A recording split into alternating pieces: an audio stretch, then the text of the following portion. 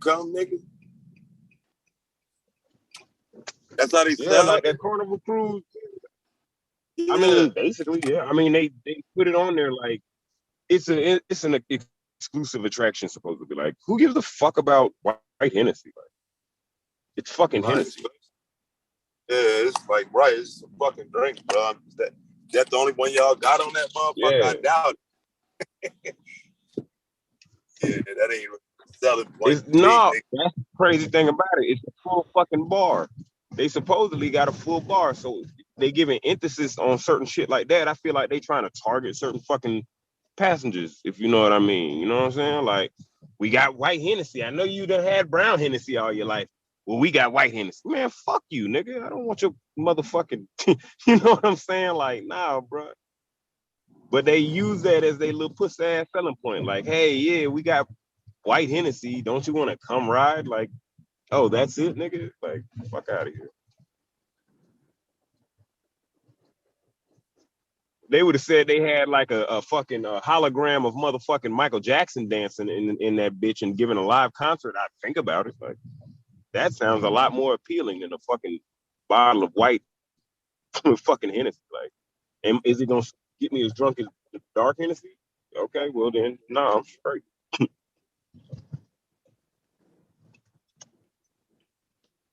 Right, a whole different product. That's crazy though, man. That you can think that you can sell that shit to someone, but you got to be more than that, bro. You got to give me more than that. And of course, you're not gonna find that at any alcohol store. They make sure to have these exclusive little deals with the fucking Carnival cruises and shit like that, so that they can offer shit like that as some kind of weird selling point. Like, come get on this cruise and get fucked up on white liquor. Like, nah, motherfucker. I personally don't like white liquor. I don't like white anything. Right. I don't want white nothing, nigga. All these bad ass nigga.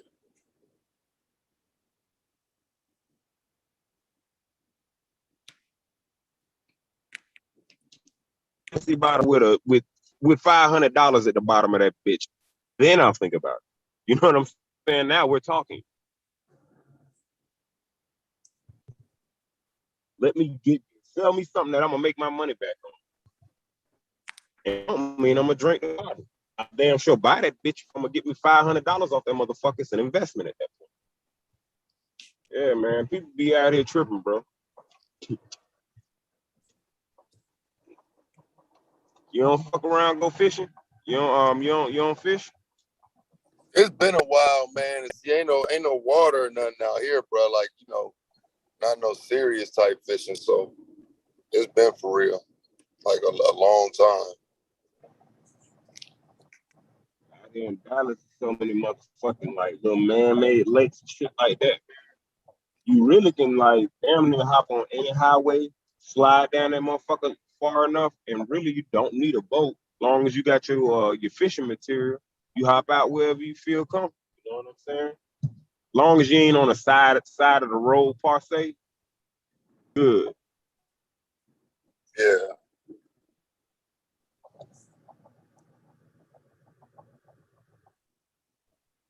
Like I found a couple spots out here that got good catfish, bass. I'm enjoying it. And then they got some lakes where you can rent the little boats or whatever and go out on the lake or whatever. And then of course you'll catch some shit out there, depending on what time of day you go on and shit like that.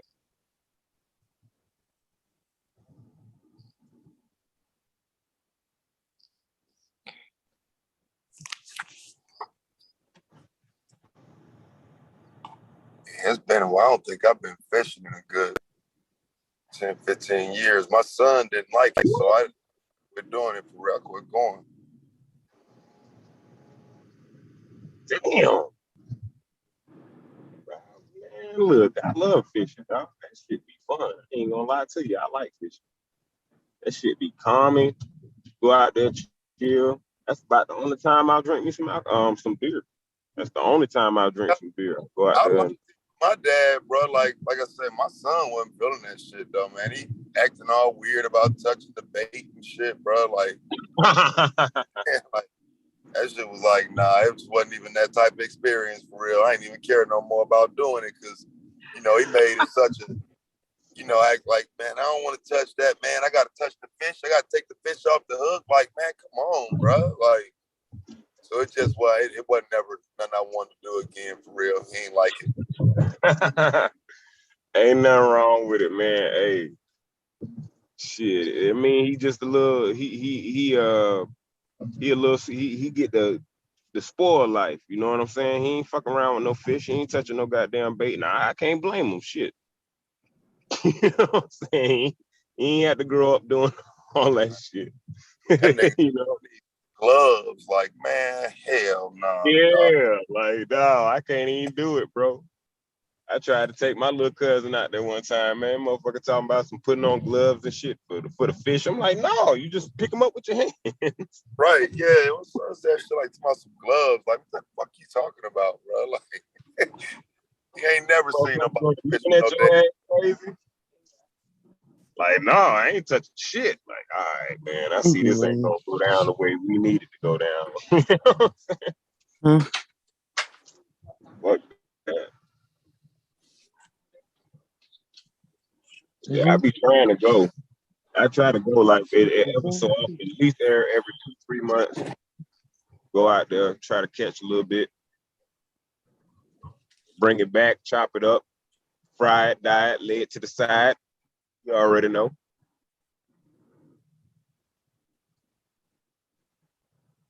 And plus these Spanish stores, they be buying that shit. If you catch enough, these motherfuckers will buy it. Yeah. Whenever I have some extra, I go sell it at the little market or whatever. Make a quick little couple dollars. What they be paying for it for fish?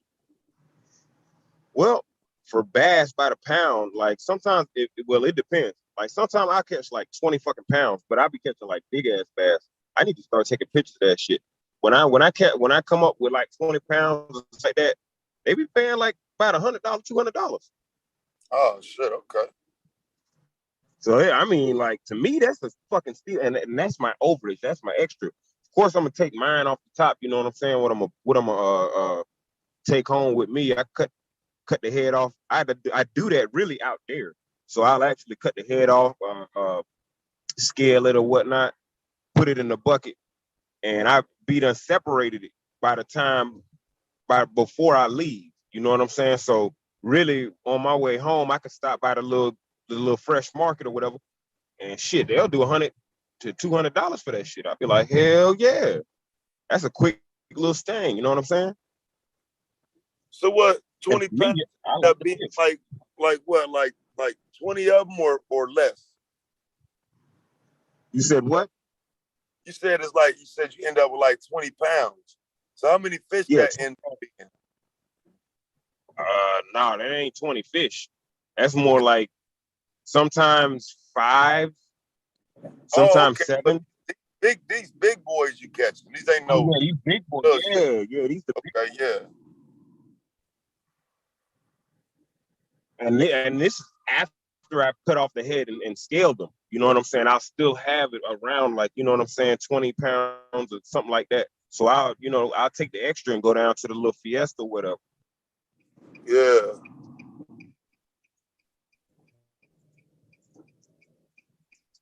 Yeah, because I found 2 spots where I can get the big ones. Now, when I get like catfish and shit like that, I'll sell it, but I prefer to keep that for my motherfucking self. You know what I'm saying? And I don't be having enough to make enough money off it, so I don't even want to waste my time. You know what I'm saying? They don't pay that much for catfish. Oh yeah, they pay good for catfish. It's just I don't like at the spots I go to, I don't get that many. You know what I'm saying? Yeah. I might That's catch like 3 or 4, and they're not as big as the bass. So it's like, well, shit. You know what I'm saying? Like I could give it to these motherfuckers. I could keep it for me. I'm a greedy nigga, man. Shit, if I could right. find a place to catch more catfish, I'd hit ass. They pay more for the catfish. Oh, catfish worth more. Yeah, yeah. The catfish is worth more, but I'm not able to catch enough of it at the spots I go to. And I be going out there late. You know what I'm saying? Like sometimes I go out there at 10 o'clock and stay till about 5:50 in the morning. You know what I'm saying? I was just gonna ask, do you go in the morning? 'Cause that's what my pops used to go for catfish, early morning type shit. Yeah, yeah, early. For the spot I go to, I go overnight. Sometimes I can catch some at night, but it's like a waiting game with them. You know what I'm saying? So it's like the peak of the early, like 3 o'clock, 4 o'clock, the motherfuckers are moving. Yeah. By 3:50, 4 o'clock, the motherfuckers are moving. But if you really want to catch like an abundance of them, yeah, about 5 before sunrise. Anytime before sunrise, you'll get a good abundance of them. Once sunrise hit, they gotta move. You know what I'm saying? Because there's other predators out there, and they can't hold their position on.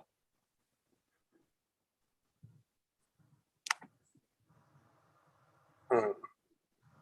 Yeah, I be with it, man. I like fishing, dog. That shit is my little getaway, dog. I ain't even finna lie to you. Yeah. Yeah, that shit work, man. Like I said, I used to, man. It's been so damn long. It's fun though whenever I can get out there. I just don't.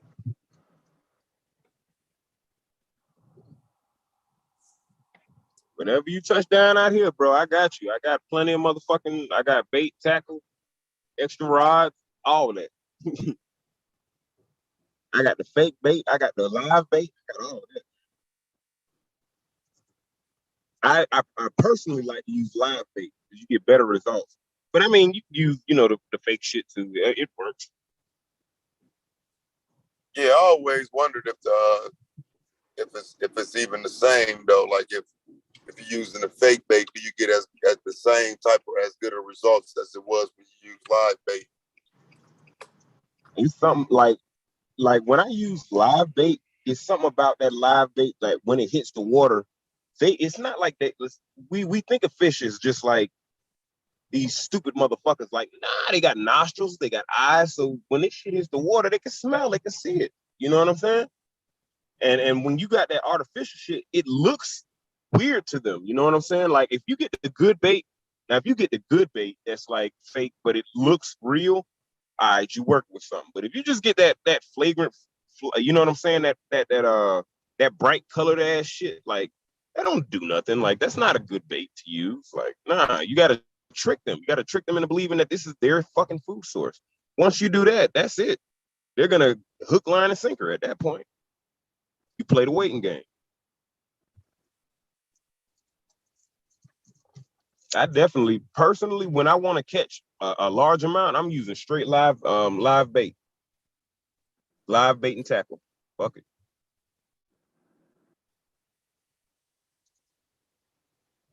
It might cost a couple extra dollars, but it's worth it. You know what I'm saying? Like you go to one of them feed stores, you get a good deal on it. Yeah. I don't go to those sporting goods stores. Like they have it, but fuck them. I personally go to the pet stores because they always have tackle. They always have bait. And then I always go to the feed store. One, because I used to have a lot of dogs, so I go there to get like medicines for my dogs, and I often see the good fucking bait. And I mean good, perfect, perfect fucking bait. I be like, man, shit, for the best price. Like, man, fuck it. Let me get a whole bucket then. If it's only 35 cents, let me get a whole bucket. Yeah. What type of bait you be using? Depends on what I'm catching. Depends on what I'm looking for. I use um I use smaller fish when I'm going to get the bass. When I'm going for the bass, I use smaller fish. So it Wait, just what depends on. like minnows or something Yeah, like big? yeah, yeah. Okay.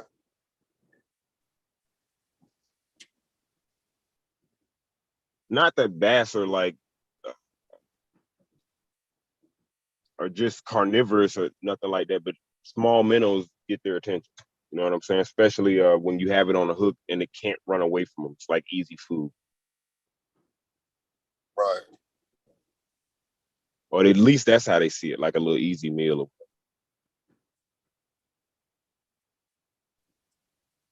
So that's what's more prevalent down there is the bass. Yeah, like there are spots like a lot of these man-made lakes. That's all they filled that bitch with. Like most of the time, A bunch of straight bass. bass, catfish, alligator gar. But I don't eat alligator gar, so That shit look nasty, bro. yeah, it does. I wouldn't eat that if my life depended on it. So Yeah, that it, look like a nasty fish. it does. I mean, like if you just see it up close, they're kind of cool. You know what I'm saying? But not to eat. Like I wouldn't want to eat that shit. It just yeah. But they have an abundance of that shit out here. Like a lot of their man-made ponds, they flooded that shit. Of course, so that they can go back in there and fucking, fish the shit out. Like Rotwall, like they got mostly bass, but you can catch bass and catfish in that bitch. You know what I'm saying? You ain't gonna catch it from the shore though. You'd have to get in a boat. You know what I'm saying? Like that's the only thing I don't like about some of their man-made ponds. Like some of their man-made ponds, there's no entry point to like the shoreline. So there's literally like nowhere you can position yourself. You'll have the highway on one side and they'll have a big ass wall on the other side. So they kind of like damn near force you into like, either having your own fucking boat or renting a boat to go out there to get to the actual water. That's the only thing I don't like. It's like a trap, like a way to like squeeze money up out of people. That's how I feel. Yeah.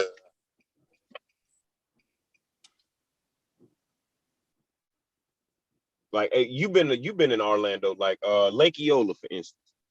Lake Mm-hmm. Eola has so many different spots in the grass where you can get up on the water. It's like, even though Lake Eola ain't big, it's not a large lake, but you can get up on that motherfucking water though, with no Right. hesitation. There's so many entry points. But like a place like Rotwall, like where you could see it from, it's like it's nothing. It's like nothing for you to walk up on. Like there's nowhere, no grassy area, none of that shit. It's all marshy and all. It's bullshit to me. And see, ain't that shit dangerous if alligators out there, bro? Hell yeah. Like you can't just cause see, I ain't never walked up and fished on no bank in Florida. That was, you know what I'm saying? I always thought like that ain't the lick right there, but to be out there right there where where gators at in that water and you taking the chance by being on that fucking bank. That's facts, man. My first time seeing a gator was in this apartment called Timber Stand Apartments, and this is off Texas Ave over there nearby Rio Grande. You dig? Oh yeah. Oh yeah.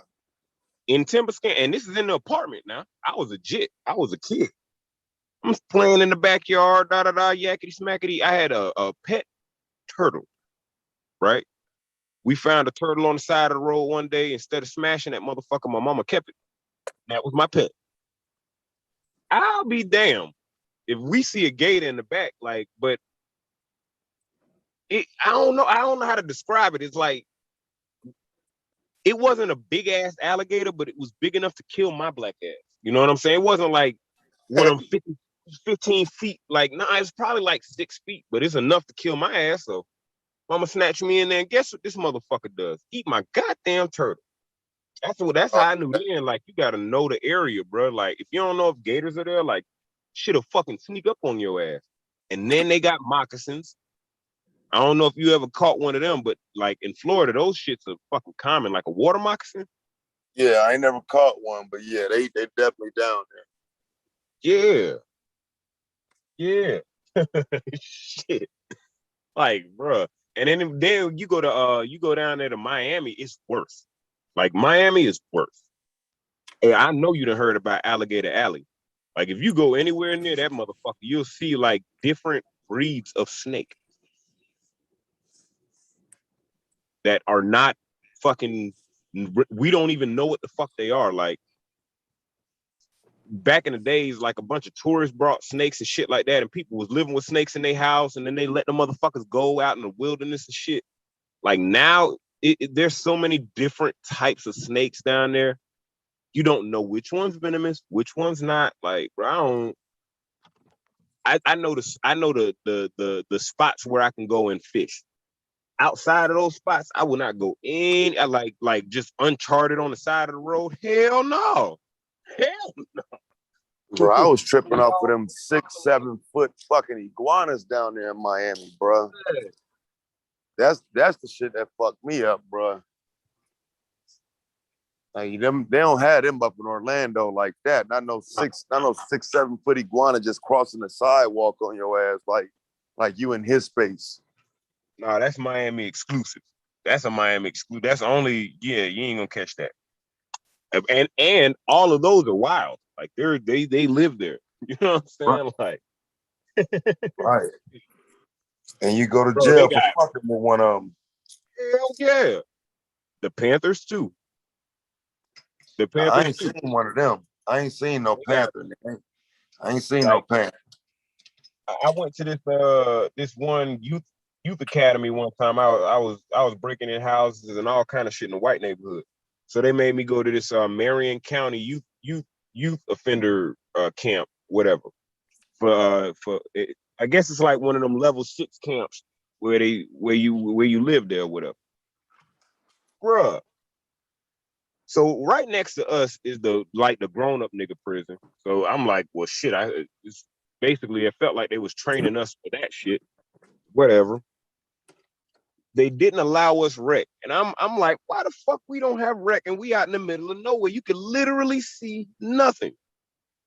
But they got bobcats out that bitch, not panther, fucking bobcat. Said bobcat. These motherfuckers climb fences and I didn't know that the cat can climb fences. I ain't know a cat can climb a fence, bro. I know that they can like climb trees. I ain't know a cat can climb a fence, bro. And they look like they can't hurt you until they get up on your ass. Yo, bro, I was out that bitch for like 6 months, man. It was this cracker that kept playing with them through the fence. And I see why they barred the shit. They let us out for a couple hours or whatever, play football or whatever. This cracker playing with it through the fence. And the bobcat didn't really look like, it looked like a skinny ass, tall ass cat. It didn't look like it can rip a bitch fingers off. Well, apparently it ripped 4 of his fucking fingers off playing with it through the fence. I'm like, damn. And I mean quick. 4 fingers quick. I'm like, Jesus. And this is out in Marion County. This is at Marion County Youth, what is that? Marion County Youth, I can't remember the name. Youth Academy or something like that. They're still like in the Everglades. They're still uncharted land in the Everglades.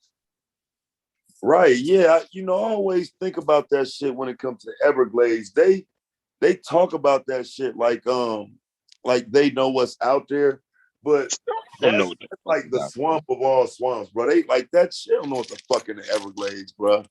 No fucking way. They can't. Even with a fucking helicopter, bro. Like, I don't know if you know much about Florida. Back in the days, bro, there used to be there's still spots with quicksand. You know what I'm saying? Mm-hmm. Like, actually, I heard about that. I never seen none, but I heard about that though. There's in Orlando, there's this place called Little Egypt. That's the weirdest of names. And this is nearby Richmond Heights. In Little Egypt, in the back of Little Egypt, there's this little this big ass field, big ass patch of land. They have a few trees back there, but basically it's a patch of land. You will never see anybody walking out that bitch. Everybody who's from Florida knows some of that land is not like solid. You know what I'm saying? Some of it's not right. In the Everglades, it's like damn near everywhere. Everything is quick sand, bro. That marsh shit. Suck your ass up. And then you got alligators to contend with, and then snakes. And God knows what else. We don't know. No one knows. And see, that's where them real snakes at right there, bro. Them, like you said, they don't even know what's out there. So you got 30, 40 foot pythons out there, nigga, the Everglades looking like the goddamn Amazon and shit. And they they talk about it, but they don't say it for what it is. Like I do believe that the Everglades is probably comparable to the Amazon in terms of animals and shit. Because like you say, they release shit down there and all type of shit. That shit been happening for years.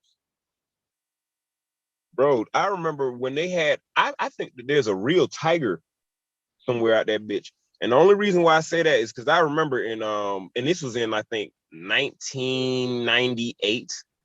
This white lady in coral reef is this one neighborhood is coral something, had a fucking tiger in her fucking house and forgot to feed the motherfucker. And you know how that works. You know what I'm saying? You know what happens then. So after he ate her ass up, and everybody else, I guess, that tried to come in the house, eventually that bitch broke out a window and just left. Right? And then there's so many other motherfuckers that's been down there. And I'm talking about cartel members, Colombians, and all that was buying exotic pets that couldn't keep their exotic pets. Some of them went to fucking feds and they shit broke out. You know what I'm saying? Like there's all kinds of animals out that bitch. I wouldn't send nobody out that motherfucker, bro. Like there's if you take a helicopter ride over the Everglades, number one, you ain't gonna see the ground because it's so thick. It's so fucking like the trees and the vines. It's just so thick over there, bro. Ain't no telling what's down that bitch. To be honest with you, bro, we don't know if there's not a deadly turtle in that motherfucker. Like we have no idea. The fact that they constantly try to say, "Oh, the Florida Everglades is just this. We seen it. We know what it is." Like, bitch, you lying. Everywhere else y'all done seen, y'all started building. Y'all ain't start building in the Everglades. So clearly there's something going on there that we don't understand and y'all don't understand. With what's down, that's a whole zoo waiting to open. Nigga. Now. Yeah, fam. And to add to that, you can go into other areas in other states and you can still see that same type of vegetation. You know what I'm saying? Maybe not as marshy, but you'll still have like this thick, like in Arizona, certain spots in Arizona, right? You have flat plains of land, and then you go past those, and then there's thick areas with trees, uninhabited, not fuck with at all. Maybe a lot of that shit out here too. One or two motherfuckers got a house like in the boonies, but like really, that it'd be uncharted ass land, bro. Like nobody done been there.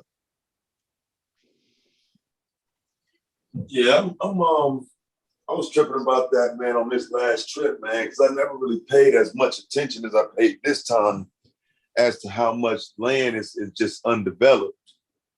You know what I'm saying? There's so much undeveloped land. You know, you would think that it would be more talked about in certain places, but yeah, it's just straight undeveloped land. With the way that with the amount of undeveloped land here in America, you would think we wouldn't have no fucking homeless people problem. Huh? Is it undeveloped land or unknown burial land? Shit, undeveloped land, bro, where you ride 2 miles and there's a number of trees right there, bro. Like when you just I feel you. But I just be paying attention to a lot of the mounds. Like before I knew what mounds was, like I used to be riding and be like, damn, it's a whole bunch of undeveloped land.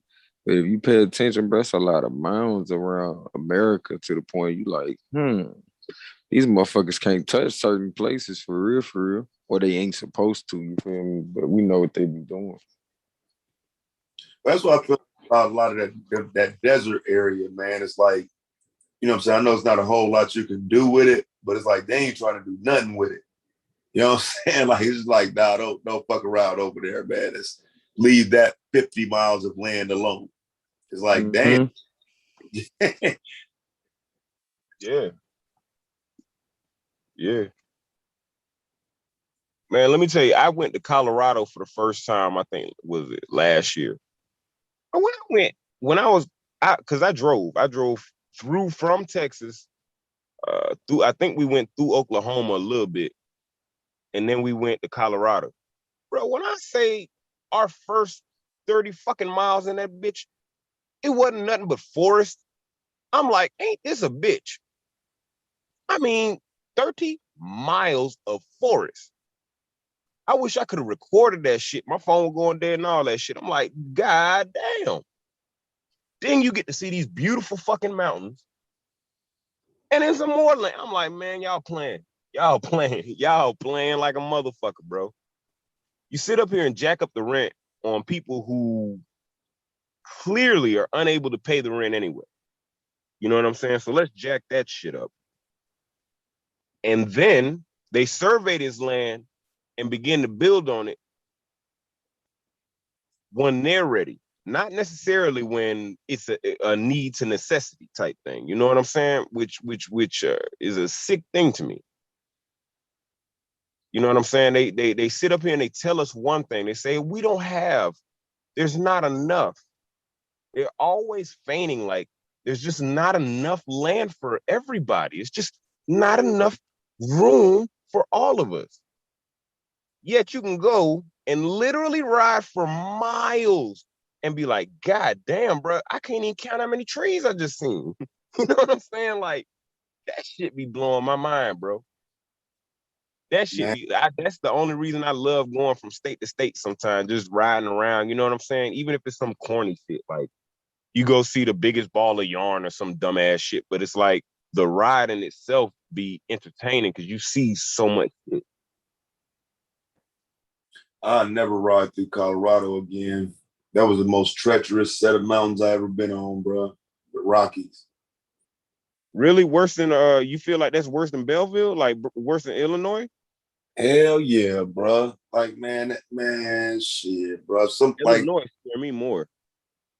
like them motherfucking steep ass mountains in damn Colorado, bro. That shit had me scared as hell coming down the mountains.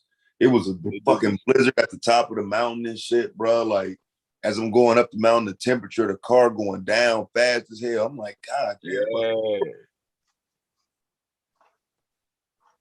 Get to the top, and then you got to come down. Like I said, it was in the middle of a blizzard. So, you know what I'm saying? I just wasn't ready for that shit, bro. Like, I don't know nothing about driving on a steep downhill while it's snowing. That's different. That's something else.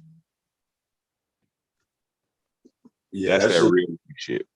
I said I'd never do that shit again. They but motherfuckers up there used to it though, because like it was a car right in front of me and shit, and you know what I'm saying, I bumped that motherfucker. He just threw his hands up like don't worry about it type shit. Because you know what I'm saying, you slipping and bumping cars and shit, but that shit was nasty. Yeah, and ain't shit you could really do about it. Really, once you up there, you up there. Yeah, that air is thin as fuck. That you just got to deal with it until you get down toward the bottom, and then that ice start to dissipate. But that is scary. I ain't gonna lie, that is some scary shit. It was a whole blizzard up there, bro. It wasn't, bro. It was regular temperature. It was cool. And we get to the top. It's a whole blizzard up that motherfucker. Like, damn. I was not ready for that shit because it ain't like that nowhere else where I'd been. Like where you go, the higher you go, the more colder it's gonna get. Yeah. So dealing with some mountain shit, but that shit fucked me up. I said I ain't going that way ever again. Man, they had me go up. Well, my brother, he had me go up this one mountain where they had some Buffalo Bill niggas or whatever. Man, when I tell you the fucking incline on that bitch, when we got up to the top, of course you want to walk the little punk ass trail. Ain't nobody tell me that the trail was just up. It's like, you know what I'm saying? Like the whole time, I'm like, damn, my legs hurt. I'm like, why do it feel like I'm walking on stairs? Cause you still going up the mountain. I'm like, damn, I thought that we made it to the top when we drove. Man, hell no, there's more. Like, boy, y'all with the bullshit. Once I got up there, man, I rested for at least 30 minutes, bro. I ain't even gonna lie. Hard as hell, bro. Ain't hanging with no shit like that. They're gonna be mad at me. I'm going back to the car, bro. And then they waited till I got good and high. Then they want to walk me up a mountain. Now I'm too scared to walk down, bro. This was the whole process, bro. I ain't even finna lie to you, man. I'm like, bro, I was so high at that point in time, bro. I felt like I could see my family house. I'm like, no, man, I don't want to walk down right now. I'm good. You know what I'm saying? Let my high come down, bro. once I start to sober up, I'll come back down. Cause you could see the fucking cars and shit. And it's like, hell no, I don't wanna. What if I fall? Like, hell, the fuck? Yeah, because you know what? I ain't really scared of heights, but I don't want to look at shit from a high distance. Yeah. Like if I can do it, but then that's enough. It's like I can't keep standing there looking. You know what I'm saying? Man, and then you gotta wait for people to go up the trail. That's what fucked me up. It's like had to wait for people to go in front of me.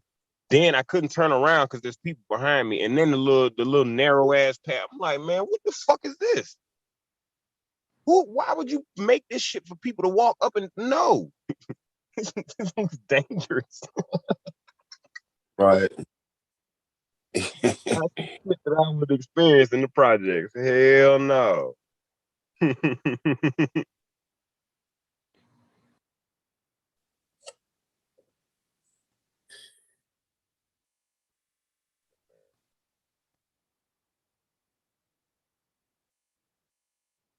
definitely think it's fascinating, though. I definitely think that the mountains and those patches of land are very fascinating. You know what I'm saying? Especially knowing that they're uncharted fucking places. You go to Yellowstone, there's still little places where they don't go. You know what I'm saying? Like the rangers will tell you, like, we don't go over there. And we tell people don't go over there. So if you take your ass over there, that's on you. This is the campground. This is where everybody else is at. This is where you should be. Right. You fuck around, get lost out here. We can't find you. Can't find you, yeah.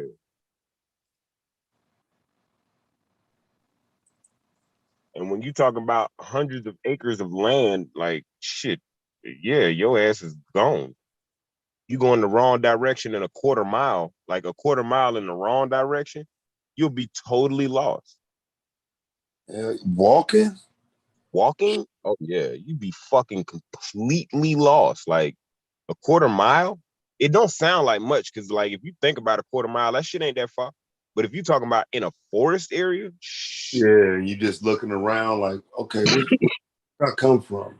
Like, which one of these trees? Like, yeah, like, man, come on. yeah, you damn near got to have knowledge of a compass and the whole nine in that situation. Yeah. And if you don't, it's like,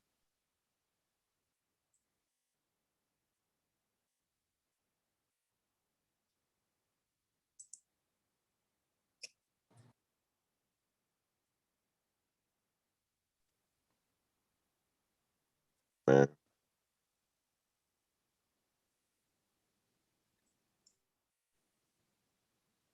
Chaz the motherfucking goat. Yeah, dog. I like going out them to certain spots, but I'm very like Alaska's like one of the only states I ain't been to yet. Oh, word, yeah, I've definitely been to Alaska. But from what I hear, it's like, yeah, you definitely want to have you a piece out there because them bears they're not forgiving. You know what I'm saying? Yeah, they got them big ass, dumb ass black bears and shit out there, Yeah. bro. And they're like extremely violent. You know what I'm saying? Like from what I'm hearing, they are not friendly at all whatsoever. Oh, so that they got the bears that's gonna run up on you. Like, Yeah, yeah. Like that. Hell yeah. yeah, because That's I ain't all I've heard too. like you hear motherfuckers saying like you supposed to play dumb, play dead and this and that. Man, I ain't laying on the ground for no motherfucking bear, nigga. Bro, they done said the moose out there are aggressive. You know what I'm saying? Like like they got a lot of aggressive animals out there because they're See, I so used heard to. they are aggressive though. I heard moose was an aggressive ass animal. Yeah, it is. They are. They're extremely territorial. Them That's and right. wild boars or wild hogs, wild boars, like they'll run up on your ass. Especially like a mama boar, if you're in her general area, yeah, she will definitely run. Yeah, I still ain't seen one, but I think the day is gonna come when I actually do see one. I always visualize myself having an encounter with one of these fucking wild pigs. Like some just tells me I am gonna see one of these days. It's gonna happen. You ain't never been out to Point Siena, Florida? Like out there, there's like a lot of orange groves, but like there's also a lot of wild ass pigs. Like a lot. You could be riding and you know what I'm saying? Like I done hit a pig before, and the motherfuckers, a big one that's big enough, motherfucker get right back up. Now your car might don't get back up, but that bitch will get back up. Right. Like some of them get up to 500 pounds. Feel me? Of pig, of angry pig. Yeah, I done seen the pictures of them motherfuckers. They be big as fuck, bro. They big as fuck, Fast bro. hell, bro. They fast in the motherfucker. That's what tripped me out is how agile and fast they are. Oh yeah, man. They can like I would never want to go in an area where I ain't got my strap around one of them motherfuckers. Like they're very agile. They can jump real quick and like man, they move like little football players. like shit. They be moving like little football players. Like they be setting plays and picks shit and jumping over each other. Like, oh hell no. I ain't finna fight and tussle with you motherfuckers. Hell no.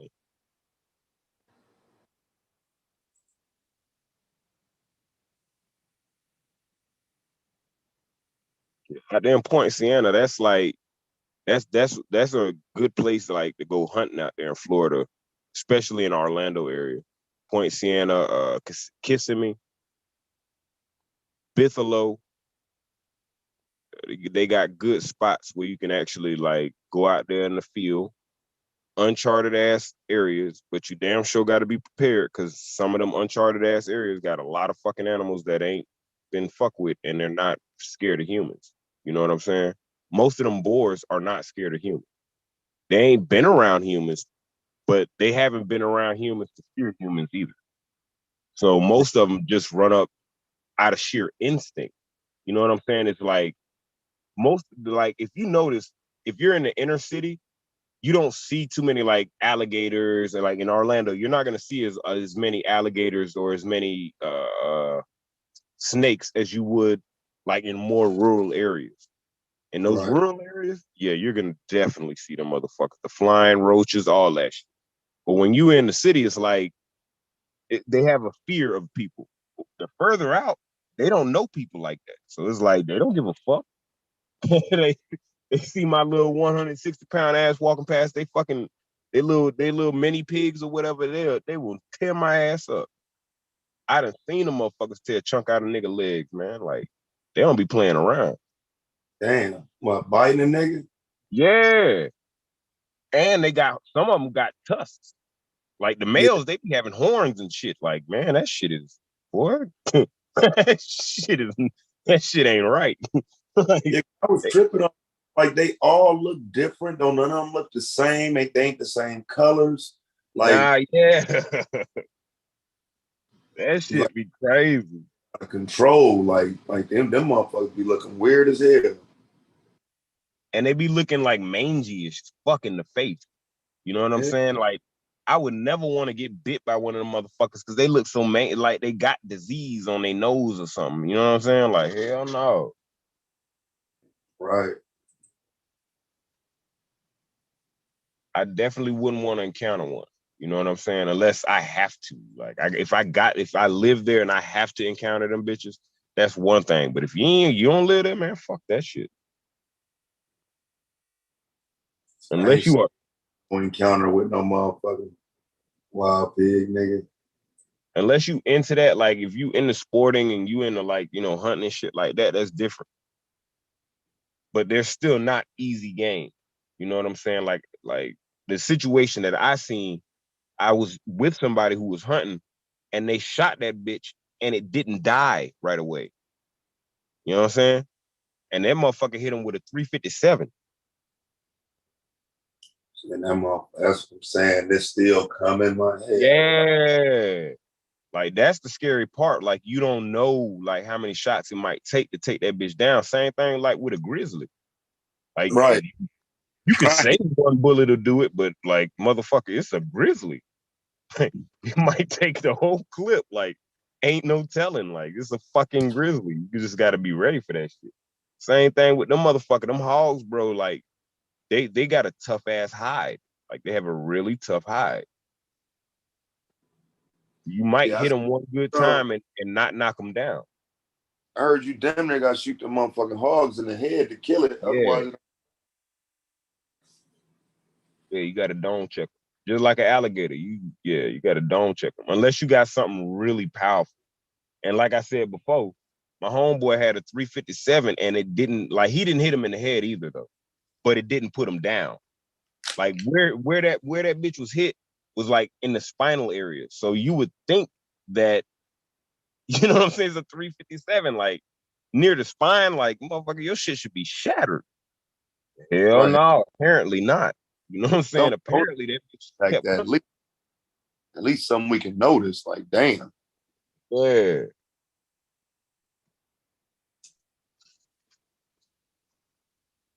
I don't play with them motherfuckers, man. I still want to go to Alaska, but not on no hunting shit. Like I just want to go out there, see a couple places, you know, and be prepared for anything that might run up on me. But I ain't looking for no trouble. Hell no.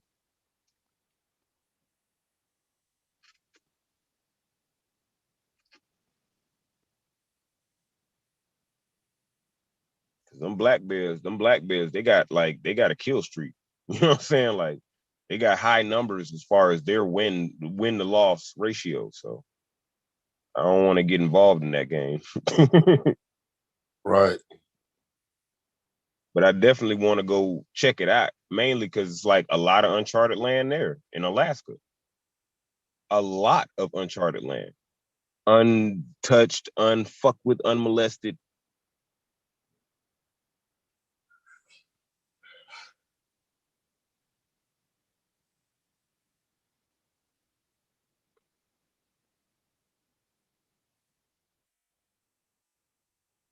It'd be crazy how they be like, man, there's no space for anybody and there's not enough room for everybody and we don't have enough space for immigrants. Man, look, y'all are some lying motherfuckers. You go down to El Paso, Texas. They got ghost towns down that bitch. Like fucking stores and shit. Nobody goes to. Like, man, y'all serious? Some of it I wouldn't go to. Some of them areas are rightfully left alone. But like some of them, like they just don't fuck with it. You know what I'm saying? Like it's just not economically reasonable for them. You know what I'm saying? Like they don't see the money in it, so they're not fucking with it. But it can still be utilized. Right. Yeah, I was reading some shit about Antarctica a few years ago, man, and I kind of left it alone because motherfuckers came out with a million theories, man, and a whole bunch of like, extra shit. But I always wondered about that, why they so secretive about that shit. Yeah, I've kind of always wondered about that my damn self. You know what I'm saying? Especially when I found out the Germans took an interest in the Antarctica. You know Mm-hmm. what I'm saying? Like they was taking little trips out there or whatever, and from whatever their research or whatever they gathered, like they seen some kind of potential in it. You know what I'm saying? Like what? I don't know.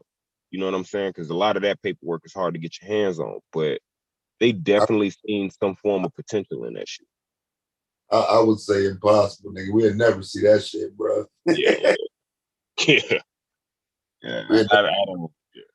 The National Archives ain't releasing no shit like that, bro. I'm gonna tell you the closest I came to it was an FBI paper on Hitler. That was the closest I came to, and that was post World War II. See, when we was just coming through New Mexico, and I seen a little town called Cibola, right? Right. And like I think that's why this land is just like so like over there in New Mexico in that area. Why them why the natives and shit like that don't let that land go. I really think that attachment that they have to that land is what their problem is. You know what I'm saying? Like, for example, Cibola is supposed to be the city of gold, right? Right. So according to their teachings, it's still out there somewhere in New Mexico. So they're not willing to let that land go, even though they ain't doing shit with it. Yes.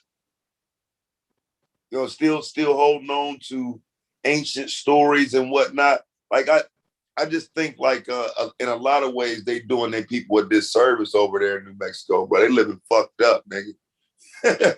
I ain't living horrible over there, man. Motherfucker got a casino right across the street. Yeah, Mexico is dangerous as shit. Hell yeah. Albuquerque, man. I never knew Albuquerque was that motherfucking bad. Yeah, bro. Bro, that shit is fucked up. Bro, that shit worse than Chicago on paper. Yeah. That shit worse than the Shy on paper, bro. We was tripping off that shit. Yeah. Albuquerque, of all places, like, who would have fucking thunk? But yeah, Albuquerque, New Mexico is off the fucking chain. Yeah, I was reading that shit, bro. When I was we stayed the night there, I was reading some shit. And me and her got to talking. I was looking that shit up. And we got to tripping because I'm like, damn, that I didn't know Trump sent the feds here. Like, you know what I'm saying? Like, you know, Albuquerque go over your head in a normal conversation. So I probably heard it and just didn't pay no attention to it. But yeah, that was one of them damn cities Trump sent the feds to. Yeah, man, a lot of cartel control out there. Just like shit, if you go down to Laredo, boy, boy, boy, that shit is wild. Like, it's like the wild, wild west out that bitch, bro. That shit is crazy. You could tell like there's some kind of criminal relationship out that bitch. You know what I'm saying? Like, that shit is weird. You know what I'm saying? Like, outside of the hoods that I'm used to, that shit is weird. And most of them be foreign, you know what I'm saying? Foreign motherfuckers that got heavy pull in their country and they on some criminal shit. Heavy criminal shit. The mob used to have a heavy fucking influence out there in New Mexico. The mob. And they out there and they still doing what they normally do. They whacking motherfuckers left and right. You know what I'm saying? Ain't shit changed but the weather. Yeah. When I lived in Mexico, motherfucker was telling me that shit like, stay away from these motherfuckers. Like, for real, don't fuck with no Mexicans on that mob type shit. No, they be for real. Like MS-13, they was heavy out there. I don't know if you heard of that gang, but MS-13, that's a Mexican cartel gang. Yeah. Oh yeah. I call They it were the brutal. thing left for real. You would think that the murders that they have out there in fucking Mexico and Mexico, the country, stays in Mexico. Hell no. Nah, they bring that shit with them. They set motherfuckers on fire, popping motherfuckers' eyeballs out, all kind of weird ass shit. Like, god damn, are we still in America, motherfucker? It's like,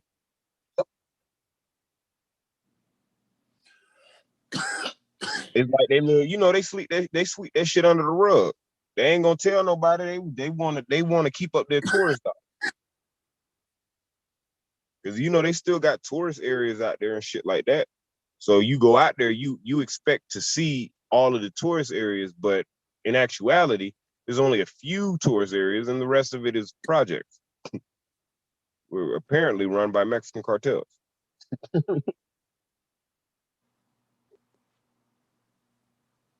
Went out to Mexico, Albuquerque one time, bro, and this is before I went to California. Like, I didn't even know. I had no idea, bro. I was trying to talk to this one Mexican chick. That was my bad. That was my fault. I shouldn't have been doing. Should have stuck with my goddamn race. But I was trying to talk to this Mexican girl. I was about like 16, 17. When I say like 40 of them motherfuckers came out of nowhere, and I'm like, none of these niggas got shirts. Everybody got guns tucked. I'm like, what the fuck is this? Like, where the cops? Where the cops when you need them? What the fuck is this? Came over there and got that chick, man. They came over there, told her ass something in Spanish, made her ass get the fuck up out of there. Stared me down for a little bit, and they got up out of there. I'm like, boy, this is some crazy. This shit felt like the Wild Wild West out that bitch, bro. I was violating anyway. I shouldn't have never been trying to talk to no Mexican girl. Never. Yeah, man. Especially not where they deep at, bro. Like, I ain't know. I didn't even know it, bro. By the time I looked up, I seen like 2 Mexicans at first, and I'm like, all right, that ain't nothing. Bro, by the time I looked up, I was like, where the fuck all of these niggas, bro? I was like, man, they must have piled out a fucking clown car, bro. I was like, man, where the fuck all these niggas came from? And they all just walking around, no shirt on. One of them motherfuckers had one shirt. One of them had a shirt on, it's button up at the top. I'm like, oh, that's that California shit right there. You know what I'm saying? I'm like, okay.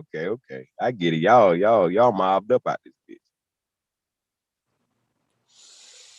For sure. For sure.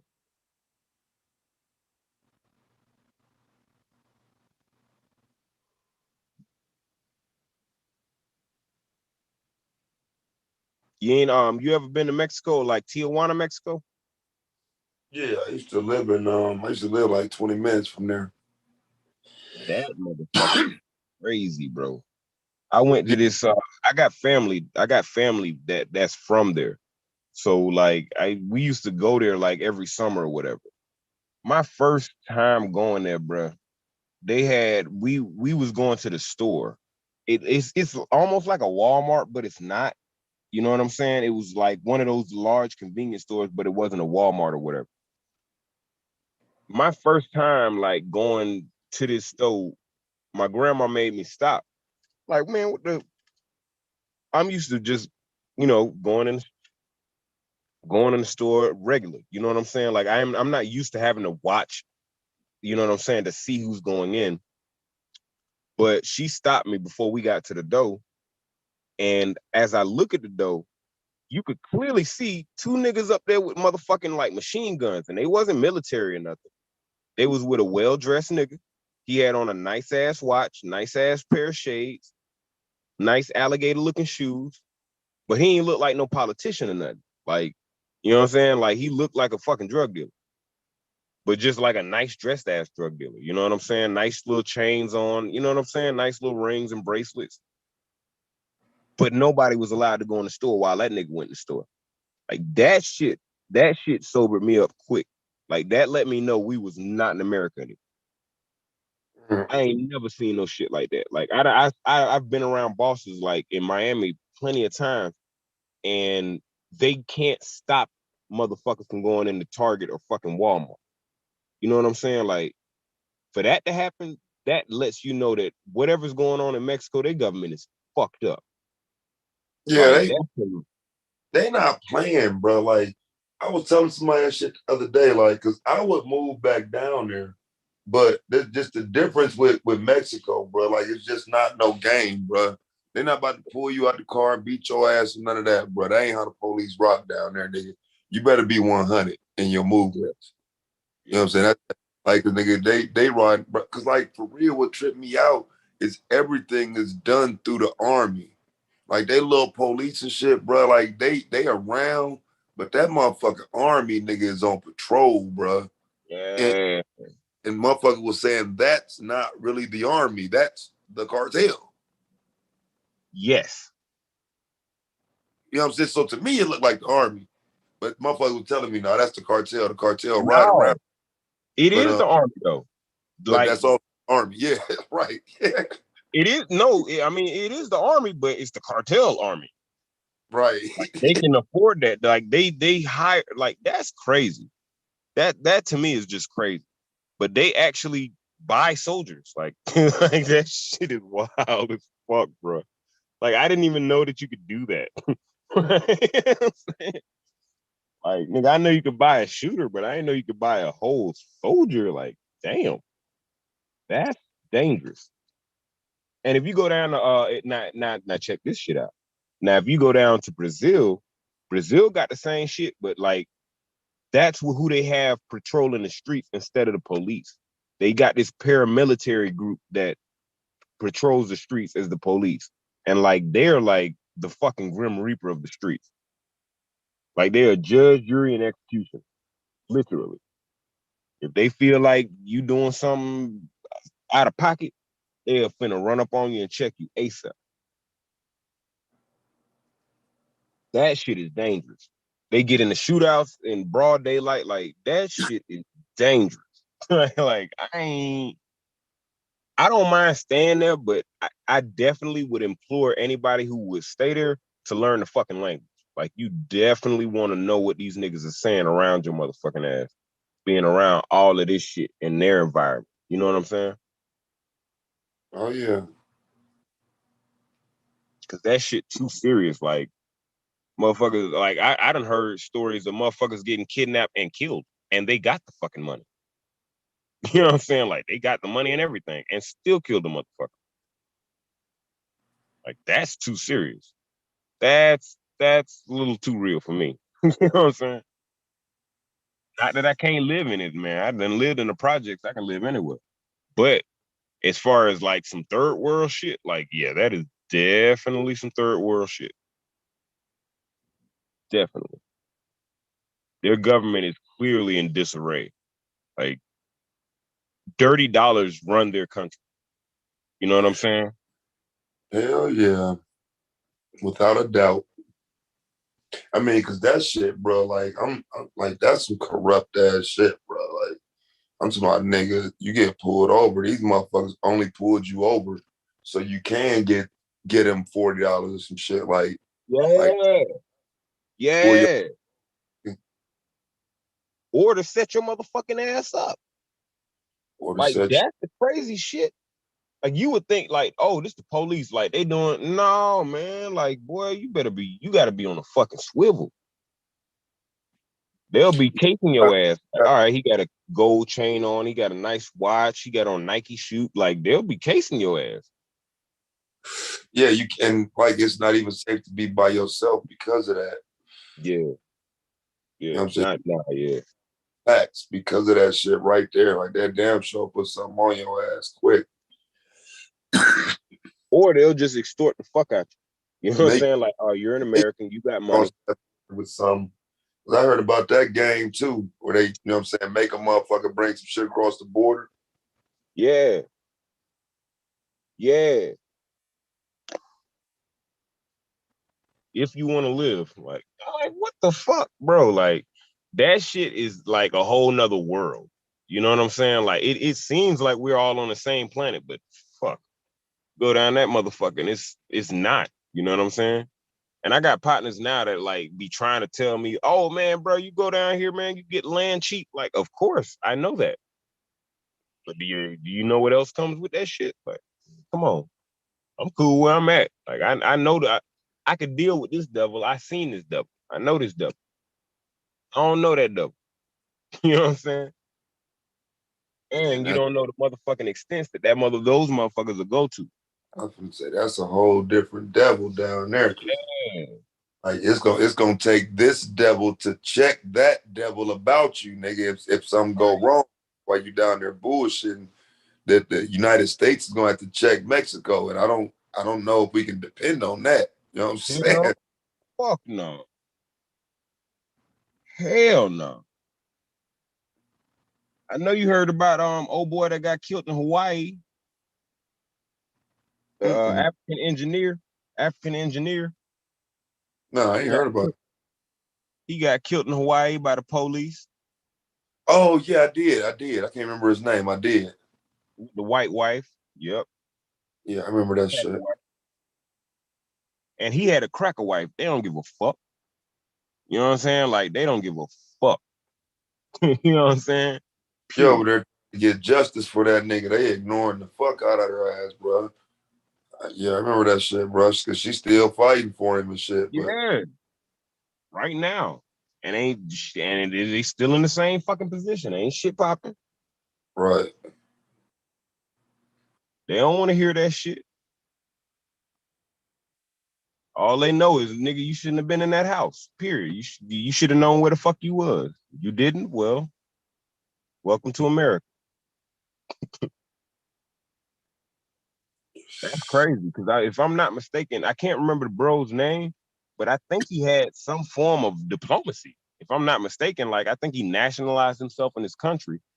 So he has some form of diplomacy, but as we can see, America don't give a fuck. Like, oh, you still black here. Definitely still American. Yeah. It ain't like that one cracker bitch was that what's her name? That Ramsey kid, that Ramsey bitch. They went ape shit about her. You know what I'm saying?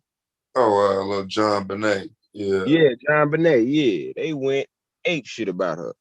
You know what I'm saying? One of ours, we won't hear, it won't make the 6 o'clock news. That's crazy because they still talk about that shit too. That's Yeah. I mean, shit that became one of America's urban legends and shit. Bro, I remember I was in county with this one cracker bitch, Casey Anthony, Oh, she was in the county with her? in Orange County, in 33rd on 33rd Street. That's where 30, we were. that bitch. 33rd Street jail. I was in the main. She was in Horizon, but from the main, you could see her. Like whenever she was moving, bro, you could see 6 or 7 motherfucking guards around her, and they all pampering this bitch in jail. Right. Like giving this bitch McDonald's. I'm like, man, what the fuck? You know what I'm saying? Like, bitch, you ain't here for killing your baby. You feel me? But dualistic standards. A black woman that would have been in there for the exact same charges was definitely not getting that treatment. Yeah, oh yeah. She wouldn't even been that well known. So it wouldn't get that much time. It just did it and that's that. And in the story, keep it moving. Bro, I And had a that chance to see that out. shit, bro. That's what's crazy. She out now. Oh yeah. And writing books about the shit. Right. And I remember when the shit went down, man. That shit was crazy, bro.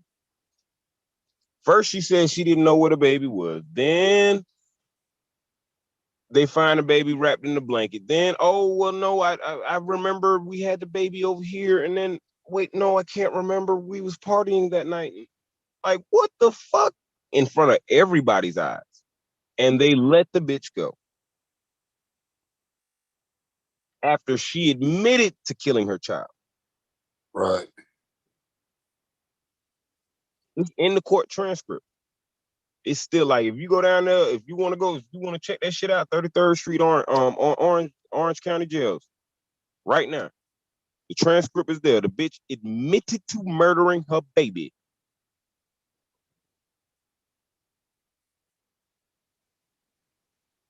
Cause of death was she shook the baby to death because the baby was crying because she been out all night partying and the baby was starving.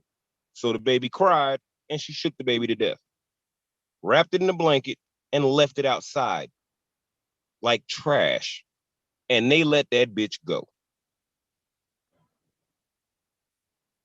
Crazy. Yeah, man.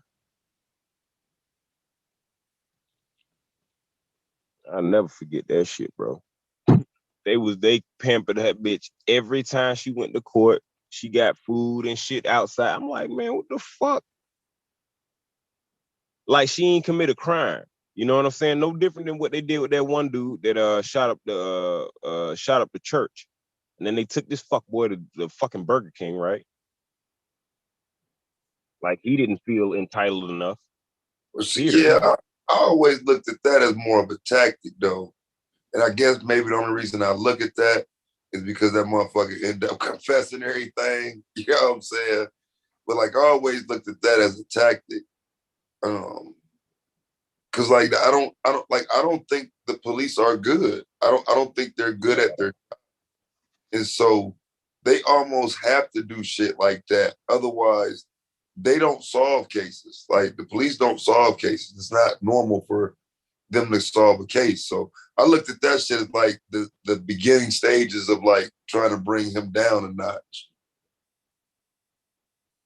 I could dig that. And the only reason why I agree is because like when they made that show, the first 48 show, that is not an accurate depiction on how they solve homicides. Homicides, there are so many unsolved homicides in America.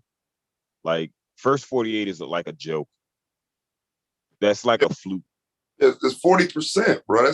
That's a crazy number, right? 40% of homicides go unsolved. That's crazy. Yeah. And to me, that doesn't tell people to not murder someone at all, bro. That's not a deterrent, bro. Like I'm saying, not at all. Like in fact, opposite. It tell you could probably get it. You get a 60-40 chance you can get away with that shit. That's damn near 50-50. Like right. Like that is zero incentive. Like anything right now is 50-50. Like shit. You go outside and get in your car, 50-50 chance. Motherfucker, 50-50 chance you'll make it to your destination or not. 50-50. A 60-40 ain't much. That's not much of a give and a take. You know what I'm saying? Like a 40% chance, somebody can live with 40%. You know what I'm saying? There's a lot of people that can live with 40%. There's a lot of people living with 40% now. They got 100% of a job and they will live with 40% of what they make. Well, I mean, that's most of us, man. I did some data the other day, man, showing how some shit just came out showing that the white man, bro, takes 44 cents out of every dollar we make. So the number comes out that we make 56 cents to his dollar. Yep. That's wild shit. Yep.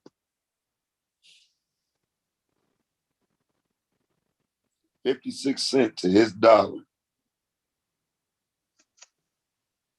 Like the way that this country's set up, that you never really get to benefit from ownership. Like even if you have a property, like let's say you have a house and you have your own property, you live on 6 acres.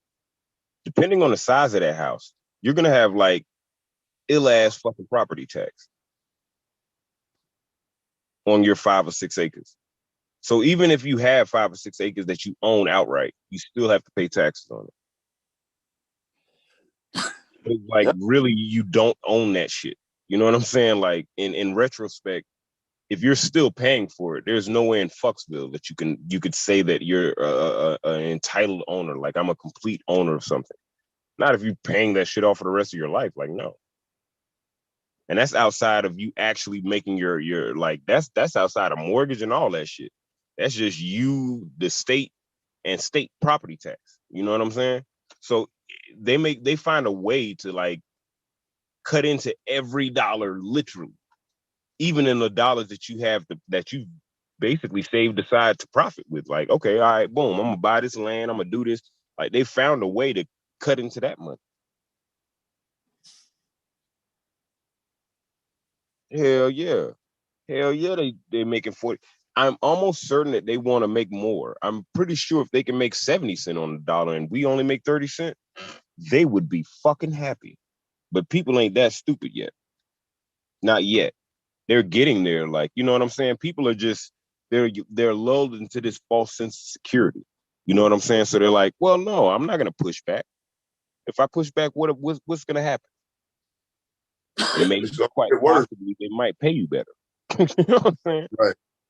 Yeah, because the first thought is, oh, it's all gonna get worse, and you know it's better to just not rock the boat. Like shit, fuck that, bro.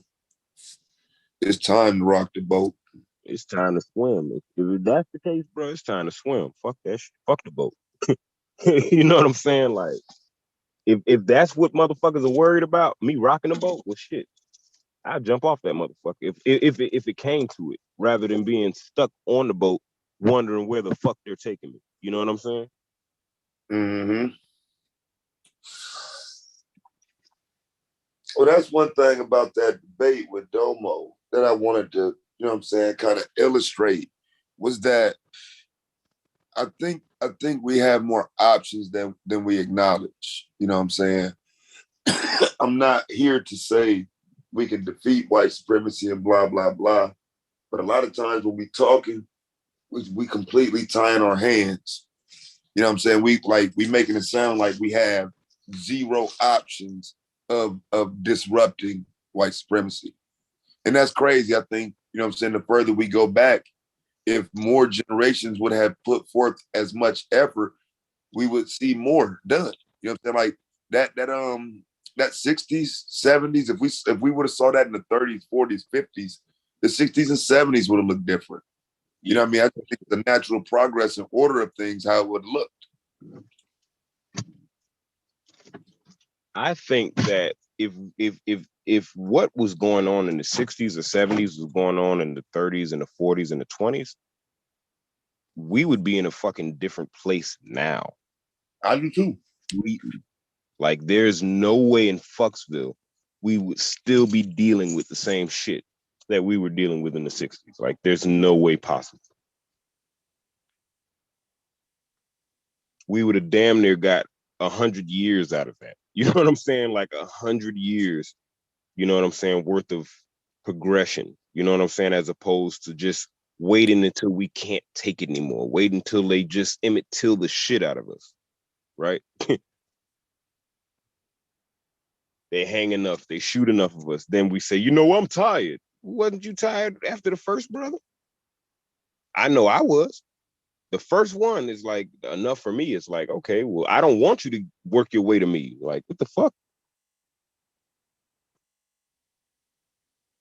You got to get angry now. You don't wait until they get all the way down the line and now you're staring down the barrel of a pistol. Like, that's too late, ain't it? You know what I'm saying? Like, shit. No, let's fight now. Now they got guns on us. Now, now we're at a disadvantage. Now we can lose. Motherfuckers wanna they and here's the crazy thing. Motherfuckers will be wasting their own glory years going out to the fucking clubs on Friday and fucking off all their goddamn time. And then they say, hey, well, this generation needs to do it. No, man. No, the fight has to be with all of us. That's some real shit, bro. I remember when I came to that realization about 5 or 6 years ago, bro. Like on some shit, like I had to tell niggas, like, but don't tell me to put my son out there to do some shit that you ain't gonna do. That you ain't gonna do. Yeah. Like, nigga, I got a criminal record from the shit I did out here, bro. Like, why would I push my son in this rebellious direction? It don't work. You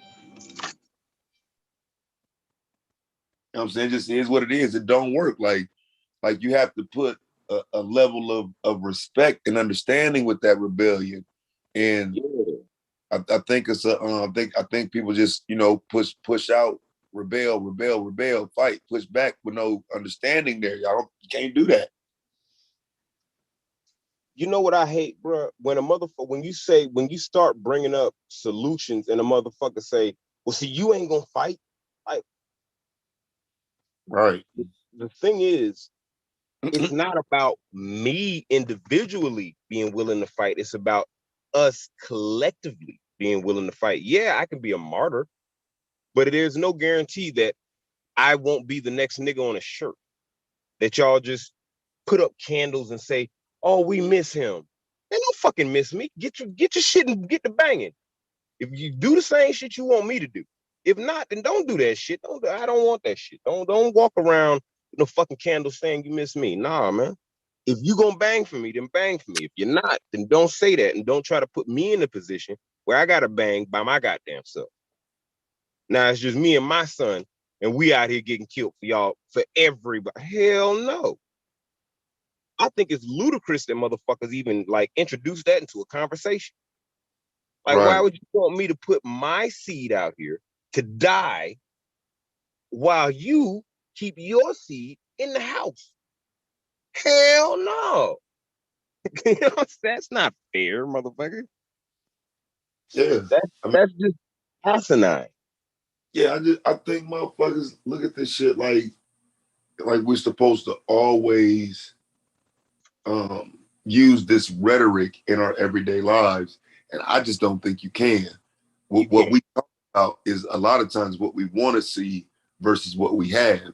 Okay, I'm preparing my son for what it could be, but nigga, he's more prepared for what it is. Like, fuck that thing.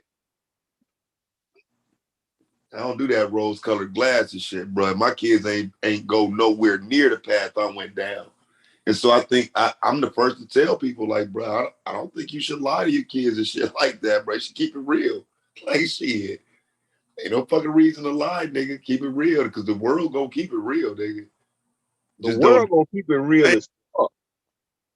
yeah, don't do a bunch of shit you're ashamed of, because there's an expectation from your children, nigga, for you to be real these days, bro. Like, Yeah. these growing up different, nigga. It's a different ball game. Like,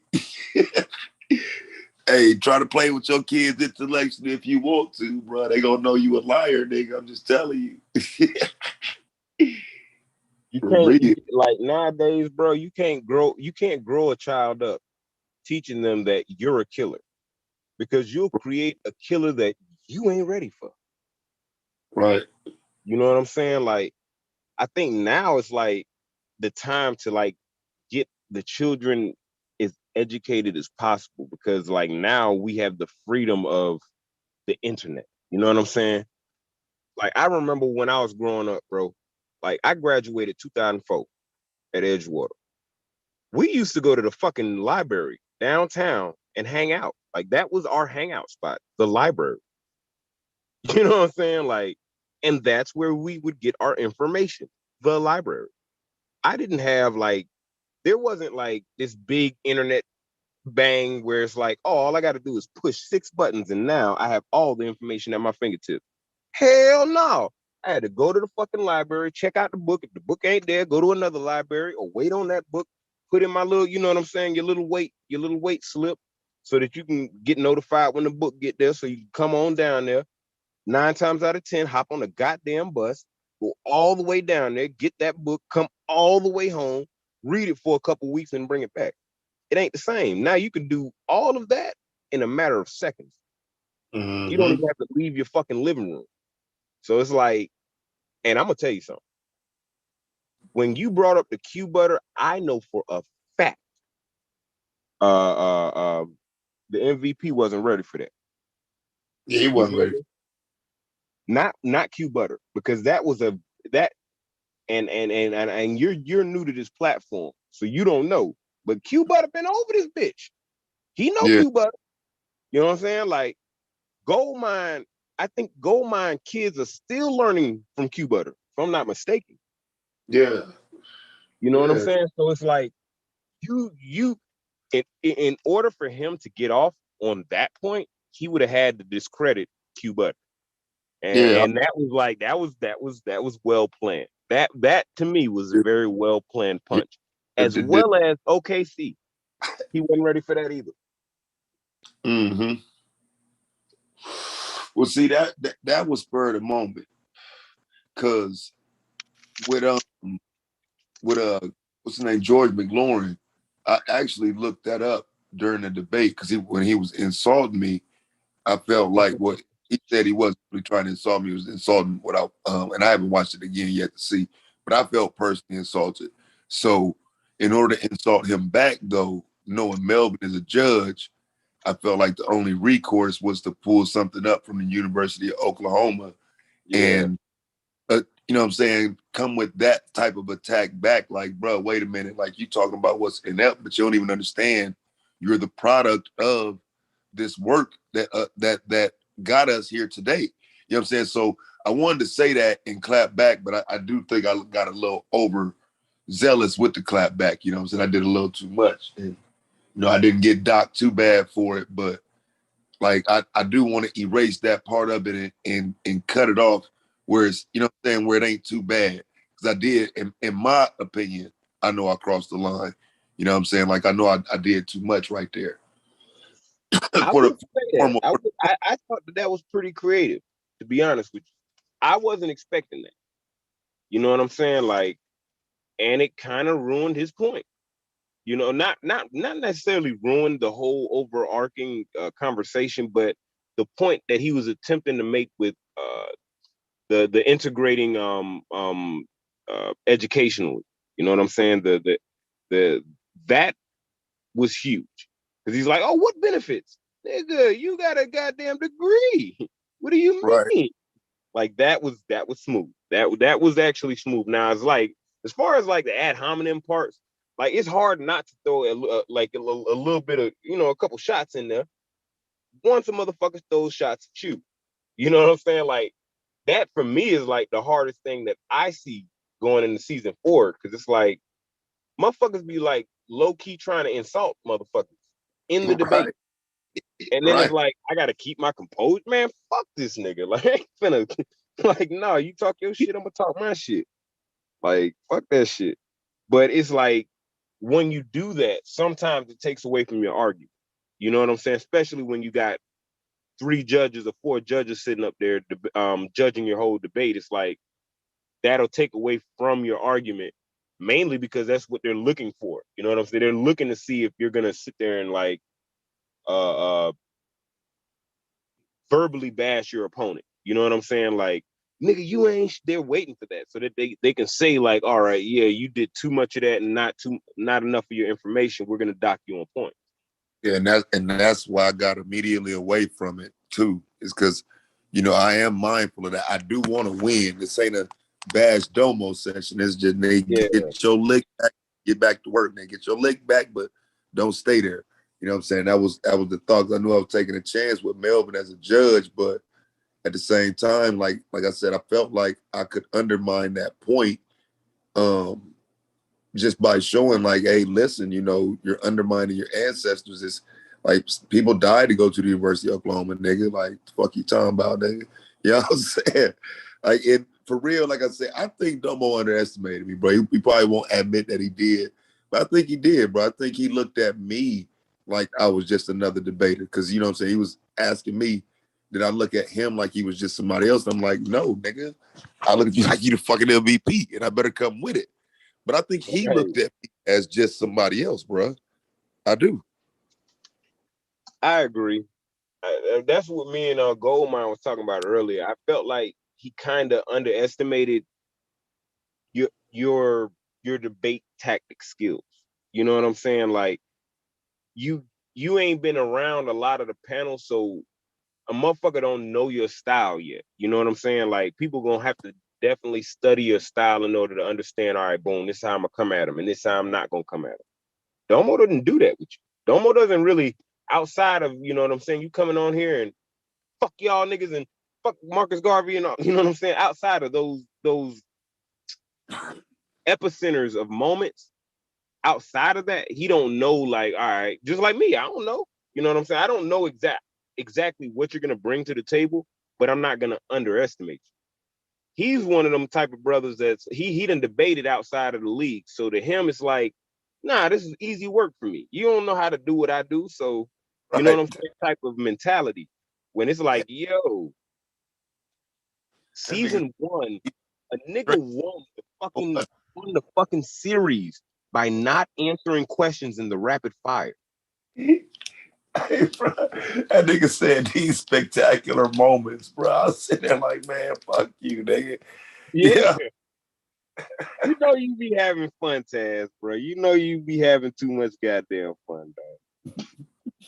Hey, man, I like it when it's like that, though, bro, because that's a sharp motherfucker, bro. I like it when it's like that, bro, because I can't be sharp if the person I'm going against ain't sharp. You know what I'm saying? I done Right. left, you know what I mean, that wasn't, that well with somebody because they wasn't that good themselves. So I don't feel like they were able to push the debate to its height. You know what I'm saying? Like it's gonna take some real time cooking, like some real like on the fly thought to get them numbers up to 115, 120, bro. And I just think that's where niggas lack at, bro. Like I just want everybody to get better, man. So you know what I mean? So it'd be more competitive as far as the top slots, because it is what it is. Domo was the top seed. I was second though. You know what I'm saying? So, I mean, like to me, the parity comes in when the third, fourth, and fifth can win. You know what I'm saying? Like I'm second, bro. Like it's either me or him supposed to win anyway. You know what I mean? Anon's supposed to win it on that side because of who he's facing. You know what I mean? So like I just want more parity. You know what I mean? Like, you know, that fifth slot got to be a threat. You know what I mean? Yeah. That eighth slot got to be a threat still. You can't just be somebody, you know what I mean, that you know is a pretty much a knockout, nigga. That 11th slot got to be somebody who can still do it. Yeah. I want to see. And this is the first, believe it or not, this is the first year right now, like where this point scoring system is really like taking hold, like taking effect. I'm not to say that it wasn't popping last year, but like the debaters are now like focusing on their scores. At first, it was just like, nah, we still got these stupid ass debates that we want to get out. Now it's like, nah, they ain't going for the stupid ass debates because those points will cost your ass. You know what I'm saying? Like, motherfucker get blown out the water quick when you're not praising a good enough argument. You know what I'm saying? To score a high enough score. Or you're debating all low tier fucking debaters. Right.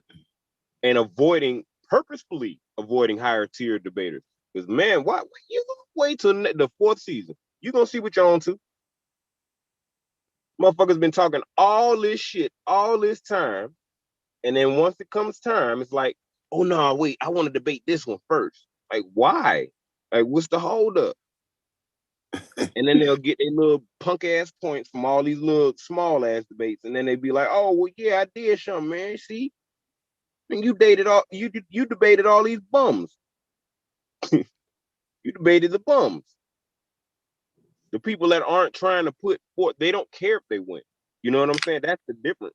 You got some people that just want to get their shit off, and then you got some people that actually care to win the fucking debate. Yeah. Malak and them, they just getting their shit off, bro. They don't give a fuck about wins, losses. Rabbi Lewis either. He just trying to get his shit off. It's certain motherfuckers that just be in there trying to get their shit off. You know what I'm saying? Like they really feel like they're teaching something. Oh no, man, you gotta read the Bible like this. You gotta stand on your head. Like, nigga, I don't want to hear that shit. You know what I'm saying? Them niggas got a whole spiel for how you supposed to read the Bible. Them niggas wild. Yeah. Say, man, like I don't know if you can.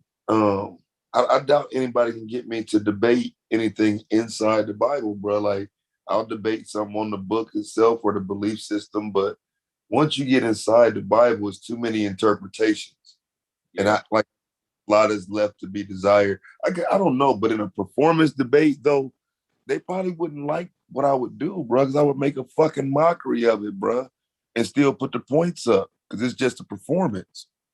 Like, bro, I'm not a nice person, bro. Like a person, like for example, what Yashar was doing earlier, nigga. I was outside in public, but now let's say now that I'm at home thinking about it, like, you know what, bro, I will debate you on a scripture, and then let that nigga pick a scripture, and since it's just a performance debate, I'll perform with the scripture on some bullshit.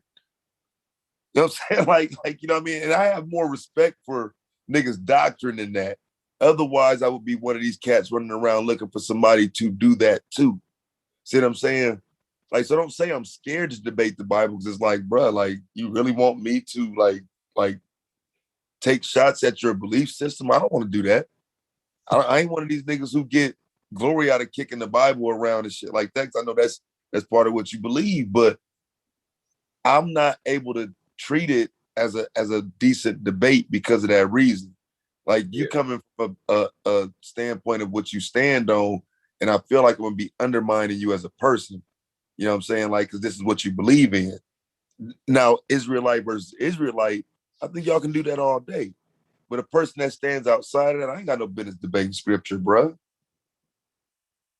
Yeah, because it's kind of meaningless. You know what I'm saying? Like if you're not reading the Hebrew language, or if you don't care about the Hebrew alphabet, if like none of that shit's gonna make sense. You know what I'm saying? Right. And to argue it, it, you can, but you're not gonna argue it with the same passion as someone who cares about the Bible. You know what I'm saying? Like you may say, "Oh, fuck Jesus," you know what I'm saying? Like you may go in a whole spiel because you don't give a shit about it. It's different. You don't believe in that shit. So I be telling them like, "Yo, if it's down to your beliefs, cut that shit the fuck out. Like find some facts in that bitch and then try to stand on that shit. But if it's about your beliefs, like, nah, that's not a good place to debate. You know what I'm saying? Because a motherfucker take your beliefs and tell them like, yo, man, fuck you. And Jesus don't sit on no motherfucking can't sit on the fucking sun. He'd have a burnt ass. like, like, yo, Right. like, yo, some of that shit don't make no sense. So it's hard for somebody who ain't reading the Bible every day to make sense of it. And to me, somebody who ain't really religious at all, like I follow religions, but I'm not a religious person. You know what I'm saying? Like I follow the Quran because it has structure, but I don't believe that Allah is the creator. You know what I'm saying? If that makes any sense. Yeah, I get what you're saying. I believe Allah is the person that they closely associated to create that book. But like the creator of all creation, that you couldn't put that in a word or a book or a verse. Like that just doesn't make sense to me. But now Mhm. if you get a Hebrew Israelite brother, they're gonna tell you, like, yo, this is literally the words of God. You know what I'm Right. saying? Like, how? So for me, it's redundant to try to have that argument because it's like we're not gonna see eye to eye. You're gonna tell me that this came from God, but I'm gonna ask you, how the fuck do you know it? And see, we're gonna go back and forth, and eventually I'm gonna feel like you're insulting my intelligence. You know what I'm saying? And Yeah, really that's they're not, but it's like they kind of are. It's like, no, you gotta believe like me. You know what I'm saying? Like Ock was earlier. You know what I'm saying? Like, no, you gotta right. believe like me. Like, no, I don't have to believe like you, motherfucker. Right. Yeah, that's the trying to force the doctrine on me, and Yeah. I am, and you know what I'm saying? Like, bro, I might not get that from that verse, bro. Like, nigga, this ain't what I do. So just hearing something, like if you start talking about precepts and all of this shit, bro, you having a different conversation than what I'm capable of having. Right. And I just acknowledge that. I don't mind acknowledging that, bro. That's the Bible is not what I do. And I try not to knock somebody else for doing it, but it seems like a lot of times people want to knock you for not doing it. It for a lot of our brothers, bro, it's a lifestyle. You feel me? Like, and I'm learning that myself. Like to me, I've always taken information like, okay, you read a book, you gain some kind of understanding from that book, you put that fucking book down and pick up another one.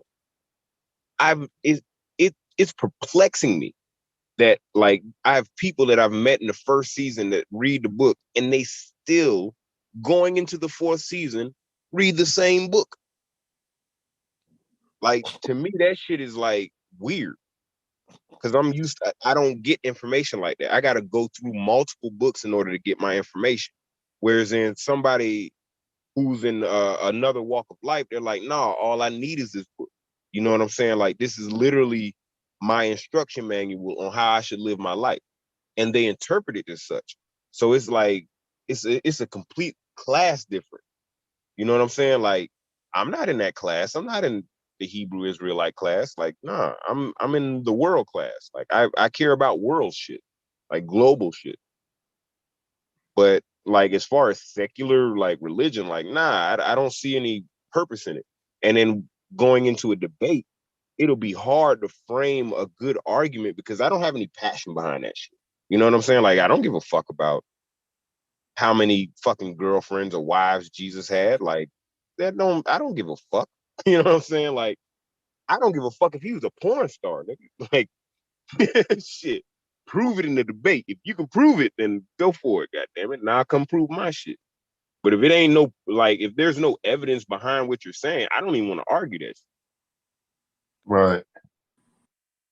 And I'm I just guess going that on your emotions or something. I don't I can't take the Bible as a legitimate uh reference for your information, though. I think that's part of the problem is, people will run to those scriptures as evidence of something. And it's like, bro, I don't believe the stuff that's in there though. So how can that be the backdrop of your evidence, bro? Like that, what I'm saying? If I'm saying I don't want to debate the Bible, then the Bible can't be brought in as a piece of your evidence. Right. You can't read it and say, but the Bible says this. You know what I'm saying? Like, Especially as your primary source of information. That to me is like a huge red flag. Like you'd have to have a secondary source. You know what I'm saying? Like, okay, all right, that Bible verse says that. But what backs up that Bible verse? You know what I'm saying? Like, are there any other texts? And when somebody says, nah, ain't no other text, then oh shit, what are we talking about here? You know what I'm saying? Like, generally what I hear is a verse backs up another verse, and that's how that's how they keep the circle going. Is that verse is back? It's a circle. Yeah, it's literally yes. And then it'll be another verse to back up that verse, and then they'll go to up. You know what I'm saying? So it's like that's my whole reason. And like nah, I ain't debating no more Bible topics. Nah, fuck that. Because I'm gonna get into somebody's beliefs, and then I might lose a friend. Like, you know what I'm saying? Like, because that's trampling in on uncharted territory. You know what I'm saying? This is what somebody believes. You could tie that directly into how people feel. What you believe is how you feel. So it's like there's too much emotional ground that you won't be able to get to your information. You know what I'm saying? Without somebody proselytizing about the Bible. You know what I'm saying? Like, nah, I'm done giving opportunities for that. Like, let's talk about some other shit. Especially if you're gonna use the Bible to confirm the Bible. Like, that's not cool. Yeah, that's what I'm saying. And I think when you take a Bible debate, I think you're okaying that. Because to me, if you take a Bible debate, you've already by default validated the Bible. You know what I'm saying? So even if you're going against it, it still ain't gonna really help you none because the debate is about the Bible, nigga. So Right. like they can use sources from the Bible legitimately because that's what your debate is about. I just, like I said, the only way I would be able to do it is if it was about the belief system. Or, like I said, if I was taking a scripture and just performing a parody on it. Right. Which you can do. Like it's no different than what they're doing. Like if you go in the book and be like, yo, this is my interpretation. And like, yo, I got 6 or 7 verses I'm gonna ride out on. I'm gonna make a whole slideshow about it. Like, yo, it's a possibility. Mm-hmm. And you can win. I'm not even finna bullshit you. You lay it down there right, shit. I don't watch motherfuckers do it. You know what I'm saying? Like I done literally watch. And they really don't stand on that shit per se, but they made it so believable that they were able to win a debate with that shit. Right. Yeah. I want to see if somebody want to debate if Jonah got swallowed by a megalodon. What? You might find a couple in there. Yeah, I'm saying some shit like that. Come on up, Moore. Come on up and get this work, bro. Give me a verse that you want to debate me on, bro, so I can see what I can come up with, nigga. So I can see if I can come up with something for it. Yeah, it's some verses in there that you can have some fun with. And see, I know y'all they be dead ass serious. You know what I'm saying? Niggas be knowing this shit, bro. I'm talking about like the back of their type shit. And a lot of times I think that should be in the way though. You know, for some that works because they are of higher intellect, but for the lower tier people who don't think as well on the fly and whatnot, I think it hurts them. You know what I'm saying? Like everybody in a quick, sharp thinker. And so if you got somebody sitting around pondering on something all day that you can understand in 5 or 10 minutes, I think it stagnates them, especially if it ain't some real world. It's, you know what I'm saying, something spiritual. You know, people get stuck all fucking day. especially when it's like belief based. Like that shit is dangerous as shit.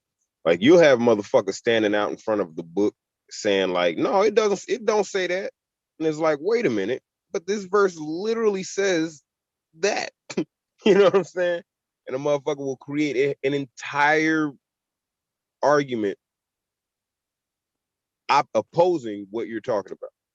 Like I'm gonna give you a clear for instance, and I think did you get a chance to see Suave and Good God Allah? Yes. Perfect prime example. In the Islamic faith, there is a lot of underage fucking. Period. Period, point blank. There are laws that they've made up because of this shit. So to stand in front of it and be like, oh no, it doesn't condone any underage sleeping with any women. No, this doesn't. No, there's no condoning in the Islamic faith. Are you fucking for real? Like this, you can see this shit on National Geographic, nigga. About fucking Islamic priests fucking little women, young women, marrying young women, paying a dowry in 2021 for fucking girls. Like, who the fuck would stand out in front of that and say, no, they don't say that. They don't do that. That's not happening. A zealot. That's who.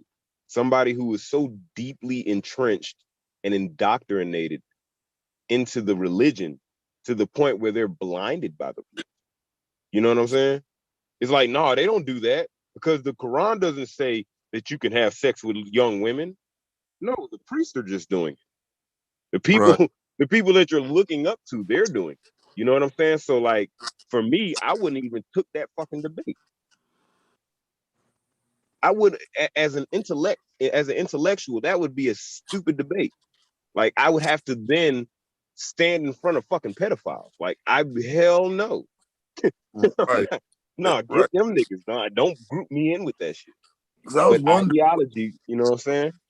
yeah, I was wondering what his angle was going to be in that debate, and it does kind of force you into that, that position of defending pedophilia. Um, Yeah. just going to sit there and sound redundant and keep saying, no, we don't condone it. No, we don't condone it. But, you can't really prove that. I just thought that was, what I'm saying?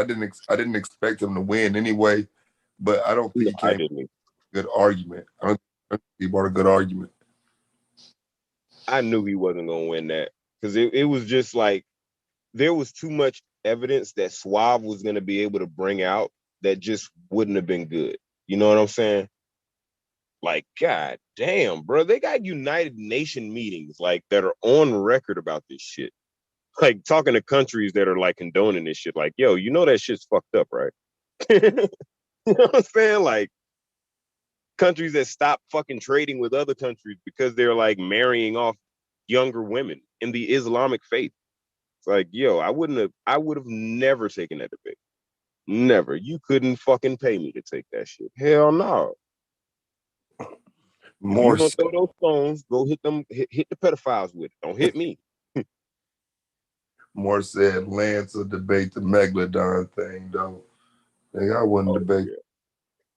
That was something somebody they said somebody else said that shit before, but I don't know if it's enough evidence to support that. But if it is, I would. But I don't know if it's a lot of evidence to support that. But I can definitely take one of them broader subjects though. A megalodon shark though, fam. Like, does anybody watch like Shark Week?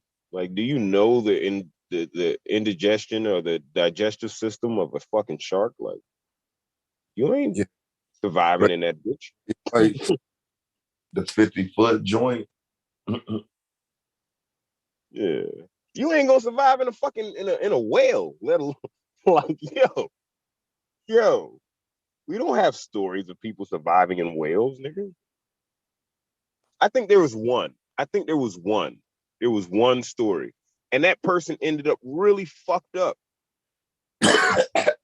Like they were burned from the stomach acids. I think they had certain body parts that were crushed inside of there. Like it's a fucking stomach. It's not something like that's not a. You might get somebody. Now I'm telling you, bro. I'm telling you now. You might get somebody who's gonna take you up on that debate. But I say that person's a that, moron. that would mean I would have to read the fucking scripture, bro. And I'm just thinking about that shit right now. Like, bro, that's Not gonna have really. I Not want to. really. Well, yeah, I because you would. gotta know the story around it. Otherwise, you know what I'm saying, a motherfucker, a snake you would have win on some bullshit that they never even talk about the stories that have talked around it. So The main important part is they agree that it's a megalodon shark, and they thought that a human could last inside of a megalodon shark's stomach for 3 days. That's all that matters. well, yeah, but I wouldn't say nothing about the Bible. I'm finna go into this information about this shark. I'm finna eat, boy.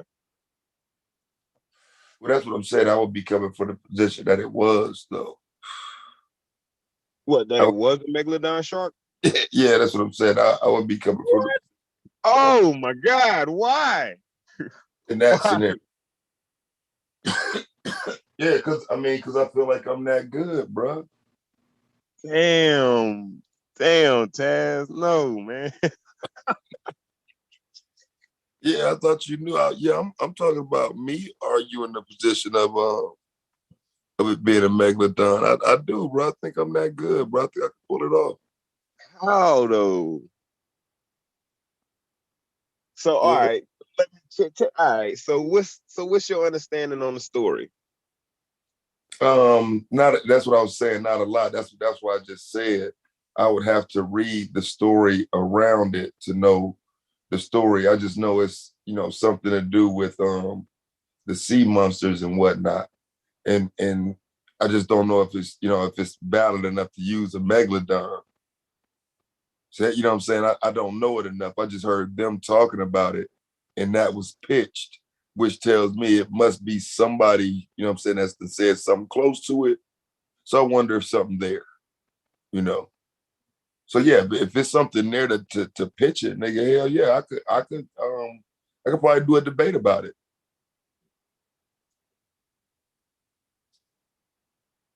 I thought you, bro. I don't be looking for no easy shit, bro.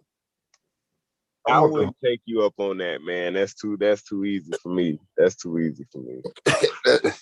but see, that's what I'm saying. But that's not like That's an that's a Bible debater. You got to get a Bible debater. They'll debate you on that shit. No, I got to get Madon or Lance or somebody that's like. Oh, Madonna will definitely take you up on that. Like For sure. that's what it would have to be somebody that I don't fear. You know what I'm saying? I have to put myself in in a lower tier to debate something like that, bro. I'm not about to debate nobody that know the Bible on no shit like that. Even if they did know the Bible, that's still gonna be a hard one. Like that's a hard sell. Somebody who don't have the skills, put it like that. Because like I say, like you can Lance can be completely right, but his performance is gonna be terrible, bro, unless he changed the way he debates. Like Madon is going to be terrible in his performance, so he's going to lose. You know what I'm saying? It's not that his information won't be wrong. He's not going. He's going to have a 6 or 7 fucking opening in a 7-8 premise, and you know what I'm saying, a 6-7 rebuttal and a 5 rapid fire against me. Yeah, I mean he's barely going to crack 100. You know what I'm saying? So it's a performance debate, bro. Yeah. He's not going. That's the thing. That's why I say, like, in one of them regular season debates, you ain't got to actually prove your point, nigga. You can just perform your way through it, nigga, and don't get knocked out in the rapid fire. And you know what I'm saying? You in the 100s. Yeah, for sure.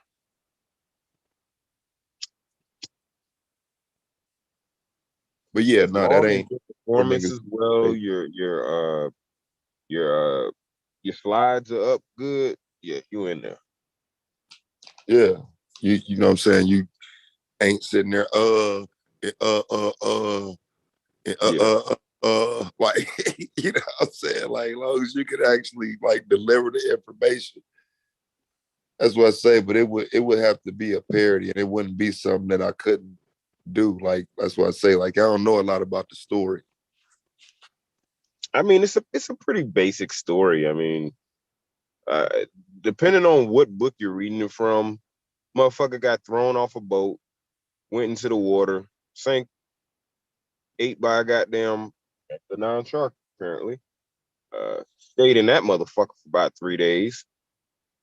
Megalodon shark delivered this nigga to where his destination was, where he was supposed to go, and he got out unscathed and went on preaching and didn't have to go to any hospital when he got out. Unscathed. No different than the Daniel in the Lion's Den story. Nigga got dropped in the Lion's Den, the lions ain't eat his ass. That's a hell of a story. Hmm. It's a basic one now. That's why I'm saying, like, as far as a narrative, oh yeah, you can spin a narrative on that bitch real easy. For But that's sure. but see, it requires you to read the Bible because that's what I'm saying. I'm sitting here when you said that. Thing is, well, no, I would be debating that Jonah actually did get ate, but I mean not Jonah, excuse me, that Daniel actually died in there fucking with them lions. Like, you know what I'm saying? I get more familiar with the text and I have to be looking at shit. Cause you know what I'm saying? Like, just like they do, you know what I mean? You can jump to a whole nother book and use a scripture, nigga. Like, you know what I'm saying? Yeah, the shit's wicked, man. I'm telling you, dog. It's a wicked world, dog. I'm trying to tell you. Yeah, they can just jump That to a shit whole quick. nother book. Like use a whole unrelated verse. Like, bro, like how did you tie that together? Precepts. Like, what?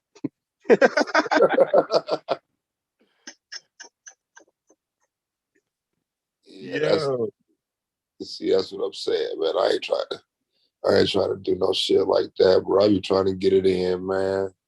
Do a whole parody for the goddamn debate. I could probably do it though. You see Suave ass, he done found he found a good ass topic. Cause they got somebody in the Bible that claimed that they destroyed some shit. And then they got somebody in history that said they destroyed the shit that they said they destroyed in the Bible. So this ought to be a very interesting conversation. Wait, what's that? I can't remember who. I don't know if it's Herod or not. It might be Herod, but there was a destruction. There was a destruction of a city or of a few cities. And in the Bible, I think it said that it was Herod or something like that. But in history, the cities that went by those names was destroyed by somebody completely different. Hmm. Like, let me tell you something. As far as that Bible goes, there are a lot of different ways to formulate that argument. You know what I'm saying? To get a debate out of it. Like Right. there have been opportunities for like there are people that believe that they can prove certain things in the Bible like in real time. Right. Right. That's what I'm saying. Like enter, you know, the Shroud of Turin and all that shit. Like, yo, there are people that feel like in real time they can accurately give real information about the Bible outside of the Bible, using the Bible. Now, if that ain't a mind fuck for you. Yeah, that's why I say it would be weird, man, because like to me, debating the Bible is like it's almost just not right. Because like if you don't have like King James version in your title, like don't you just get to come with your own Bible, your own verses? Like, Like yeah, it's very broad. Like, yes. Like I've seen motherfuckers come with the Tinsdale Bible. I done seen motherfuckers come with the Geneva Bible. I done seen motherfuckers come with the Codex Sinaiticus. and In the debate. I done had the blue letter motherfucker in the debate. Blue letter Bible in the debate, bro. Yeah, because I done heard about papyruses and Yeah, bro. type of shit since I've been doing this shit. Like, damn, a papyrus, fam? Bruh, the shit gets deep. That's why the arguments are made. That's why the arguments come out like they do. You know what I'm saying? Because like you have somebody that will say some shit that's like so out there. It's like I can't stand by and like call myself a debater and let you walk around saying this shit. Right. Not to say that every claim is like false, but it's like some claims are outlandish, and it's the same way with any information. You know what I'm saying? You got motherfuckers that say King Tut ruled for 10,000 years. Like, bro, do you know how hard that's gonna be to prove, nigga? 10,000, like, bro. 1,000 years. What else, Suave? Same shit, man. Can't fucking sleep. What it is, though? Smoke another joint. You got a big bro. Man, Brandon Bay Taz kicking me. Ain't nobody dead. Y'all had a rough start. That's what's up, man. Yeah. Just talking about all this crazy ass shit, man. You know. Yeah, I heard. He said if you don't got KJV in the title, you come whatever type of Bible you want. Motherfucker, have your ass in them goddamn. In the weed. Have your ass in them codexes. Niggas looking crazy as hell. Or they might pull out a silver scroll on your mother. Man, if they don't get the fuck out of here with that shit. Told you, bro, I be on bullshit, though, bro. I write up a Bible like, nigga, this is my Bible, nigga. I wrote motherfucker, nigga. I'm my own goddamn God, nigga. Now debate me on that. All right. Or tell me I ain't. Bring it into a debate already about who's the most high of the Bible, nigga, and bring in my own Bible like, nigga, I'm the most high, nigga. I got my Bible right here, nigga. My Bible says, hey, bro, real talk. Because what they say that shit come from, the Lord spoke to him, visions and shit. Who's to say the Most High ain't talk to you and tell you to put that shit in the book? I'm trying to tell you. Hey, they're gonna ask you that. That's the first question they're gonna ask you. Did God talk to you? Like, are you asking me? Like, bro, you like, nigga, of course, nigga. Corner I felt today, bro. He said, of course. Like, bro, I'm telling you, bro. That's why I was. What? I don't know how long you've been listening, bro, but I was telling Brandon Bay, like, niggas challenging the wrong motherfucker to a Bible debate, nigga. I'm telling you, bro, I be on straight bullshit, bro, with a straight face, looking at you like, shit, what do you mean? Like, bro, ain't nobody turned to no motherfucking salt, nigga. The fuck you talking about? When that shit ever happened? Like, show me the last time some niggas turned into some salt, bro. We'll wait. And then I go get some salt, pour that shit out. Like, so you telling me that a motherfucker turned into this right here, bro? Pour it as I'm pouring salt on the camera, nigga. Like, come on, bro. Hell no. Oh my God, bro. You got motherfuckers that'll stand on this shit, bro. I mean, stand on it. Yeah, matter of fact, that's what I'm gonna do, bro. I'm gonna try to get me a good one like that, bro. Like, so debate me then. Debate me on lock if this pot got turned into salt, nigga. Bro, you pay attention. You gonna see right now. Everybody ain't fucking around. It's season 3, bro. We done beat all them clowns up, bro. Ain't nobody gonna debate that. Man, if it's anybody in here willing to debate that, just that level, did they turn into salt? Yeah, bro, that nigga don't play. If the Bible say it happened, nigga, it happened, bro. Hey. They show your ass some salt mounds and shit. Like, look at these people. Look at these people. Like, oh, what? What the fuck you just say? Oh shit! I'm sure try that nigga, bro. Hey, what you gonna do? when he show your ass some salt pillars. Oh, Bro, I'm gonna do that whole presentation, bro. They get in a rapid fire, like, so people can get turned into salt for real, bro.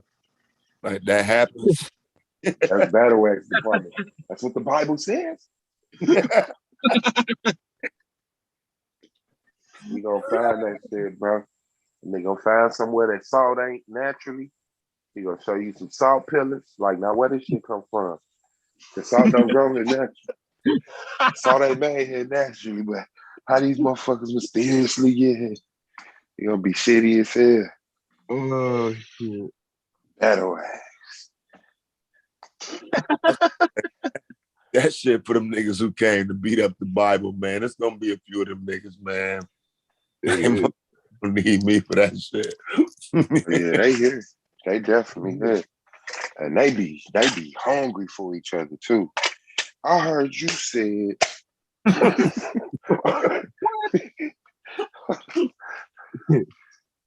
John 15. Man, look, bro. and you joined the league just to debate that? Literally. Joined the whole debate league because you heard this nigga said a donkey talk. Argue about. They get bored and go through the whole Bible, bitch. In Revelation, But you know that is when they only came for that one debate. You know what I'm saying? Like you don't see the value in other debates. You came for that one debate to argue that one point, and you know that's it. You know, that's the extent of what you're willing to debate. Like I think that's what's crazy. Yeah, we move them motherfuckers around, especially if you just coming to beat up on the Israelites. Like if you is an Israelite and you want to debate the Bible, you know what I'm saying? Cool. But if you just coming over here, because I was an Israelite, now I hate the Bible. You know, they in the Old Testament, they in the New Testament. They supposed to be Old Testament only. When you get into that shit, hold on, man, don't come over here for that, man. And be Bible experts themselves. That's the shit that be killing me. Motherfucker be like, but in Hezekiah, like, bruh, cut the shit out. You still read the book. Don't come over here talking about no motherfucking economics, nigga. You still read the book. You are still arguing about the Bible. Cut that shit up. Matter of fact, I'm about to get on some bullshit, bro. I'm gonna do a stream about that shit, bro. I'm gonna piss me. Bro, I'm gonna do a stream, bro. Like the Bible is a lie, bro. And just torch that shit for a minute. Don't do that, bro. You're gonna have a lot of hate. That's what I came in here on. And when I got over here, it was like, it wasn't a bunch of Christians. It was Israelites. They was like, fuck them Christians. Jesus ain't the name is this and that. I'm like, oh, okay. So they leveled up on my ass. You know, I was on that old Sunday of shit. I came in here, motherfuckers was on that new shit. So I just hit Blue with that Letters of Aristides. Shit, changed this whole paradigm. I was like, yeah, see, that shit too easy. I'm cool because they only argue the Bible in the Bible. Don't nobody go outside the Bible and be like, you know, like check out the lineage of possession of those holy scripts that you calling them. Like, how is the worst people in the world got possession of the holy scripts? Like you admit, like even today, they'll say the cracker ain't shit, but the cracker had the Bible. That's who had the Bible. No, the Greeks was black, not these Greeks. not these Greeks, nigga. Shit, tell me them black Greeks turned this shit into Matthew, Mark, Luke, and John. Bible, the books of the Bible, Hebrew, Cyrus. That's what Lance is, though, ain't it? Huh? Ain't that what Lance be saying? But Lance is like a lot of shit, bro. Lance mad at the New Testament. Lance like mad at the New Testament shit. That's he like he thinks that all of those civilizations were all black, which all of them were not black. even though he thinks that. Oh, that part. Oh, yeah. Yeah, he thinks that shit. That nigga crack. Yeah. They were. He just another motherfucker telling you Africans didn't do shit. It was a special group of people that was in Africa, but they not Yeah. Africans. And But they're that's not so fucked up, man. Because it's like I understand now why so many people don't like my position when I came in. It's like, bruh, if you got niggas that's trying to undermine the entire continent for any accomplishment, like my argument sounds worse if you because you compounded it. You know what I'm saying? I've Yeah. never thought that you should take anything and start giving the pyramids to fucking aliens and you know what I'm saying? I think that's bullshit. You know what I mean? Like I talk about the belief system today and looking everywhere but within, nigga. And so I get it now more because, like I said, when you start compounding it with people who just hate the continent, it's like, fuck Africa, you got EMAC type motherfuckers around here. You know what I'm saying? Yeah. Facts, bro. Like, I'm just adding to it in a way. And so, like I said, like I just have to be more careful with that shit now because I notice it. You know what I'm saying? It's something I can see. Yeah, because I That's ain't the seen whole Pro Black that's was the on whole your head. reason. Pro Black Yeah, was like, that so nigga Taz anti-African to the motherfucker. I ain't see this shit. And that nigga, I was like, it might be a tad. I mean, maybe it conflicts with what you trying to push because, they trying to say all black people in America just look to Africa. Don't worry about shit else. And I could see that. That's a clear fucking problem, But I didn't look at it like anti-African shit. Taz say fuck anybody. So it don't be just exclusively every time a nigga bring up Africa. Shit. Yeah, I'll tell you, fuck America, nigga. I just happen to live. If you ask in the right way, facts. Yeah, I just, and then we be big on not romanticizing Africa. That's why I like Gold Man be getting pissed when niggas be making that claim because we make sure we don't romanticize that shit because we know we got a love for it. So we try not to be a fool for it. Like shit, so motherfuckers, when I be bringing up, man, we had empires. They were like, well, what about the plate lip motherfuckers? They're my people too, then. You know what I'm saying? They're my people too. Yeah, that's What the fuck wrong with you? I don't think you should have to argue that type. That's crazy right there, bro. That's what I'm saying. You motherfucker ain't gonna never hear me say no shit like that, bro. That ain't my position. My position ain't rooted in diminishing the people until you get to start arguing and it's like fuck everybody. But like, nah, I ain't looking for no shit to just be like, look, see, they fucked up. It's like, no, nah, that ain't the point. The point is, motherfucker, you live here and do something here, or take your ass there and do something there, but do fucking something. Yeah, like for real. we're definitely progressing out of that area, but like it's still lingering. You know what I'm saying? Like it's We might have an influx though, Brandon, because the Source League merging. So we might get a lot of anti-Africans next season, bro. For real. Cause that's them Israelites over there. They like fuck them Hamites. yeah, for sure. For sure. Is the Motherfucker Yashar said, you see this drawing people, family? See how they got on clothes? That's how you know they Israelites, because Africans don't wear clothes. I said, what the fuck? What the fuck? What the fuck you just say, bro? Just don't know Africans ever heard of no linen, right? I said, what the fuck? He said, Yo. I don't grow like this. They don't grow froze. They should be matted. They don't grow froze like us. I said, oh, shit. He one of the cool ones. You're sharp, my dog. Fucking let your ass know in a minute. See, family, we don't look nothing like them people. They don't grow beards. This nigga said Africans don't grow facial hair. I said, whoa, wait, what? All right, you gonna hate me out. Oh man, I wish he was lying right now. So I know they coming back, boy, with a vengeance. That nigga Yara set up and showed them little African girls getting fondled by them crackers. They was like, these Shit. Africans, this who y'all gonna fight with? I said, this motherfucker a devil, boy. Yes, yeah, I want to see some shit like that, bro. I ain't seen none of them. Man, they was going in, bro. They was going Did he in. I miss had the to ghetto go. gagger? Did he get the? Yeah, he did, but he heard about that shit so much. He probably felt like he saw it. Yeah, he went down with me. He don't give a fuck. And that's on the American black woman. Yeah.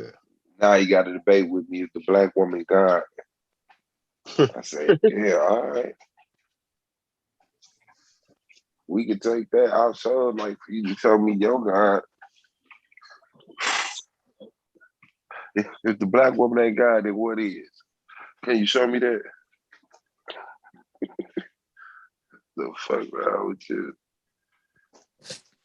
What they do to you, Madonna? Yeah, that's what I said, man. I don't know, man. I just can't be. I don't feel like I was telling Solar earlier, man. I don't feel right debating no goddamn Madonna after this, man.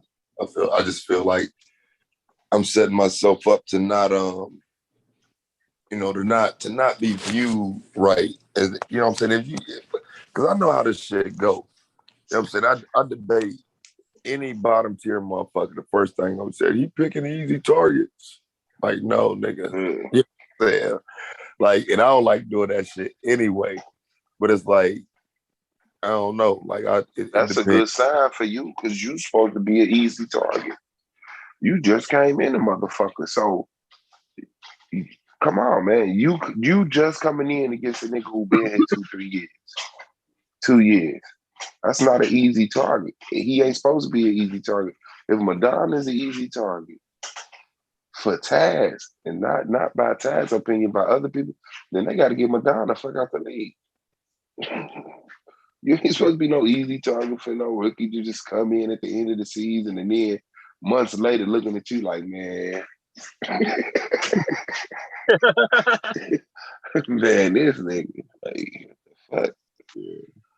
Bro, for real, because he wants to debate me. The debate we had was which is more detrimental, swirling black men or black women.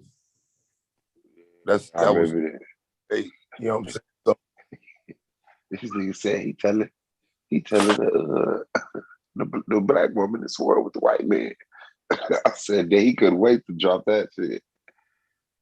man, that's just a bad angle to take, you know. And I mean, I know he's incapable of, presenting a good argument. That's what I say, man. I don't know. I'm gonna ask him though if he want to do it for the points. If not, I mean, I'm just fucking do it, bro. Like, I'm tired of hearing about it. I'm tired of him making it sound like it's, it's a shot, there. Like, no, man, no motherfucking chance against me, nigga. Fucking terrible, bro. I motherfucker left my ring at your crib too, bro. Man, what the fuck, bro? I saw that shit on the way when I got to the airport the first time and shit. I was like, damn, I left my ring. I ain't worried about it. And she like, put $100 on your card. I'm like, my fucking wallet. Damn. She said, baby. I said, oh shit. I felt like Friday in crib, like super bad. I couldn't let her fail. Damn, bro. I so appreciate you. You're a demon. Hey, that boy said, I'm gonna get it to you, bro. And I swear it was like they like gate closing at 15 after. Man, it's like 6 after, 6, 7 after, some shit like that. Could have been later. I heard I was running through the airport. They like last call for. I saw these couple take off running. They ran the wrong way. They came back like this way, this way. I'm like, okay, well, if they make it there, they'll hold them up for me. Shit. Never again, though. I'm being that bitch hour and a half. Hell yeah. Yeah, I was no, we had fun though, man. That shit was dingy, bro. You know what I'm saying? Especially, you know what I'm saying, kicking it with y'all. That was a highlight for real. I mean, we went out there, you know, that touring shit is cool, you know what I'm saying? But that shit get old fast. Yeah. Shit. Then Katrina actually sit there, you know, relax with a motherfucker. I'm like, that's what's up. That's what's up. He said I thought that nigga was an abo at first. Yeah, Cool. probably me. Because remember, that's what Lex was telling motherfuckers, though. Oh, yeah, you had a tomahawk in the closet. Yeah, that's what he was telling motherfuckers. Like, I'm a secret abo agent and all this weird shit. Like, nigga, he, That's like, what I'm bro. telling. We black people, a lot of this shit, ain't been defined. We making that shit up now. Finding out what we are now. That's what I hate when a motherfucker try to put your ass in a box. Knowing damn well black folks ain't setting the mark for, you know what I'm saying, them terminologies. You sitting up here trying to figure out what I am spiritually. Nigga, I'm a black man. What the fuck else could a black man be other than a black man? Shit, we can't afford to be a Christian, a Muslim, nothing. But black, all that shit is privilege. Shit. You better work on being black. Then your ass can act like your ass in no mixed multitude. As long as you mixing with the motherfuckers, you the minority, they send the narrative. Shit. See, I don't think there's no benefit in that arguing over that abo versus African shit, though. I've never thought it was a benefit. So every video I've ever done about it, always talk about that shit. But then when you say you don't agree with Pan-Africanism as a concept, people get upset as if you agree with Americanism, if you will. Yeah. Like, nigga, I'm not no motherfucking patriot running around on the 4th of July, nigga, shooting off fireworks and shit, bro. I don't, like, you know what I'm saying? I don't have that doctrine either. So, you know, people try to Americanize you like a motherfucker. Like, I mean, like you sitting around eating apple pie and shit. Like, my nigga, this ain't that. You know what I mean? Like, I have a simple understanding of we live here, motherfucker. Like, start there. Like, I mean, but I think we need more of that shit. We need more of that shit because we do have a disdain for America. You know what I'm saying? But like I be trying to tell people, like, you don't gotta like being in prison, but you gonna go to the library to help fight your case. You gonna go to the gym to keep your body up. You may not like being in prison, but you gonna utilize the services in this motherfucker to make life better for you. So anybody just sitting up here acting like they okay being hungry and goddamn homeless, clothesless, you a fucking fool. Shit. We gotta try to, live the American dream. Cause like you said, that shit a dream, but you better make your own. You damn sure better have your own dream. And you can't dream about being an African, your ass in goddamn Gary, Indiana. Shit. You better wake the fuck up and do something about your situation. But a lot of people just be ready to say fuck something. We good at that. We real good at that. But I think we do need to learn how to have a fucking sense of appreciation for the condition that America is in. Because a lot of us wouldn't make it nowhere else. A lot of us wouldn't make it nowhere else, bro. And you get to sit over here and smoke your weed and fucking play your games and buy alcohol and drink it in the street, have sex with multiple women. Shit, a lot of motherfuckers be getting their ass beat up overseas. In different lands, like, nigga. You think you're an Israelite, you gonna really have to be one over there. Shit, for real. You get to play in America.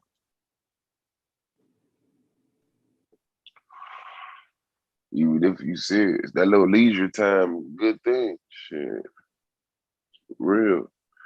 The fact that you can take a day off, the fact you can take a weekend off, do something to keep your ass psychologically eased. Shit. The motherfuckers will get it though. Motherfuckers will get it. It just kind of sound harsh, but I be looking because I don't believe we fools, bro. That's why I be so disappointed in the few niggas around here that just ain't got no sense. But I be like, let me see what this motherfucker saying. You know, even with the Garvey shit, like I know what's up. You can find any black person to find something to discredit their ass, you know, whether that does the job for somebody or not. But Malcolm X was fucking, you know, Malcolm Little. Martin Luther King was having orgies. Shit. Garvey was mismanaging money. You know, it's a trip with the Garvey shit, though. Motherfuckers will come for you over Garvey more than any. You can drag Dr. King, bruh. You can shit on Malcolm. You could throw Harriet Tubman under the bus. Bro, you come for Garvey, but niggas is never forgetting that shit. Bro, like, I had 8 niggas just out the blue and that shit you said about Garvey. What, nigga? Like, you know how much shit I say, nigga, bro? Like, that's all you can recall. For me, if I can imagine anything, it's because I was taught about Martin Luther King. I was taught about Harriet Tubman. I wasn't taught about Marcus Garvey. When I found out about Marcus Garvey, I was like, how the fuck are we talking about anybody else? You know what I'm saying? Because he was like real bold. It was shit that I didn't even fucking conceive a black man doing. Like finding out, you know what I'm saying, him coming from where he came from, came over here, built the relationships he did, started the businesses he did, became as wide known as he did, and then Garveyism. And then finding out that's where like the Nation of Islam and all the Nation of Islam, they parents was Garveyites. I'm like, man, that shit is crazy. That's like some real Israelite shit. They hid that shit. And you don't know you a Garveyite. You walk around this bitch talking about you a Muslim, Nation of Islam. You know? But yeah, I think that's just what it is. Like niggas still like Garvey hurt. Like niggas been knowing about Harriet Tubman and Martin Luther King long enough to start saying shit about them, they damn self. But for like Harriet Tubman ain't free, she just took us to some new slave masters. That's fucked up. That nigga tax crazy as hell.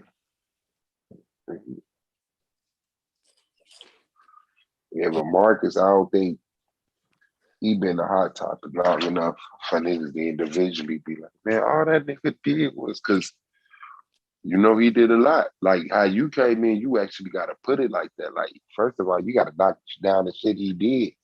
Because anything bad he did, niggas don't give a fuck. They don't give a fuck. Look at what he did. That nigga started a newspaper. It was the #1 selling newspaper. The nigga had fleets of boats taking people to Africa. By the time niggas start telling you about that shit, man, it damn be in the mythology and shit.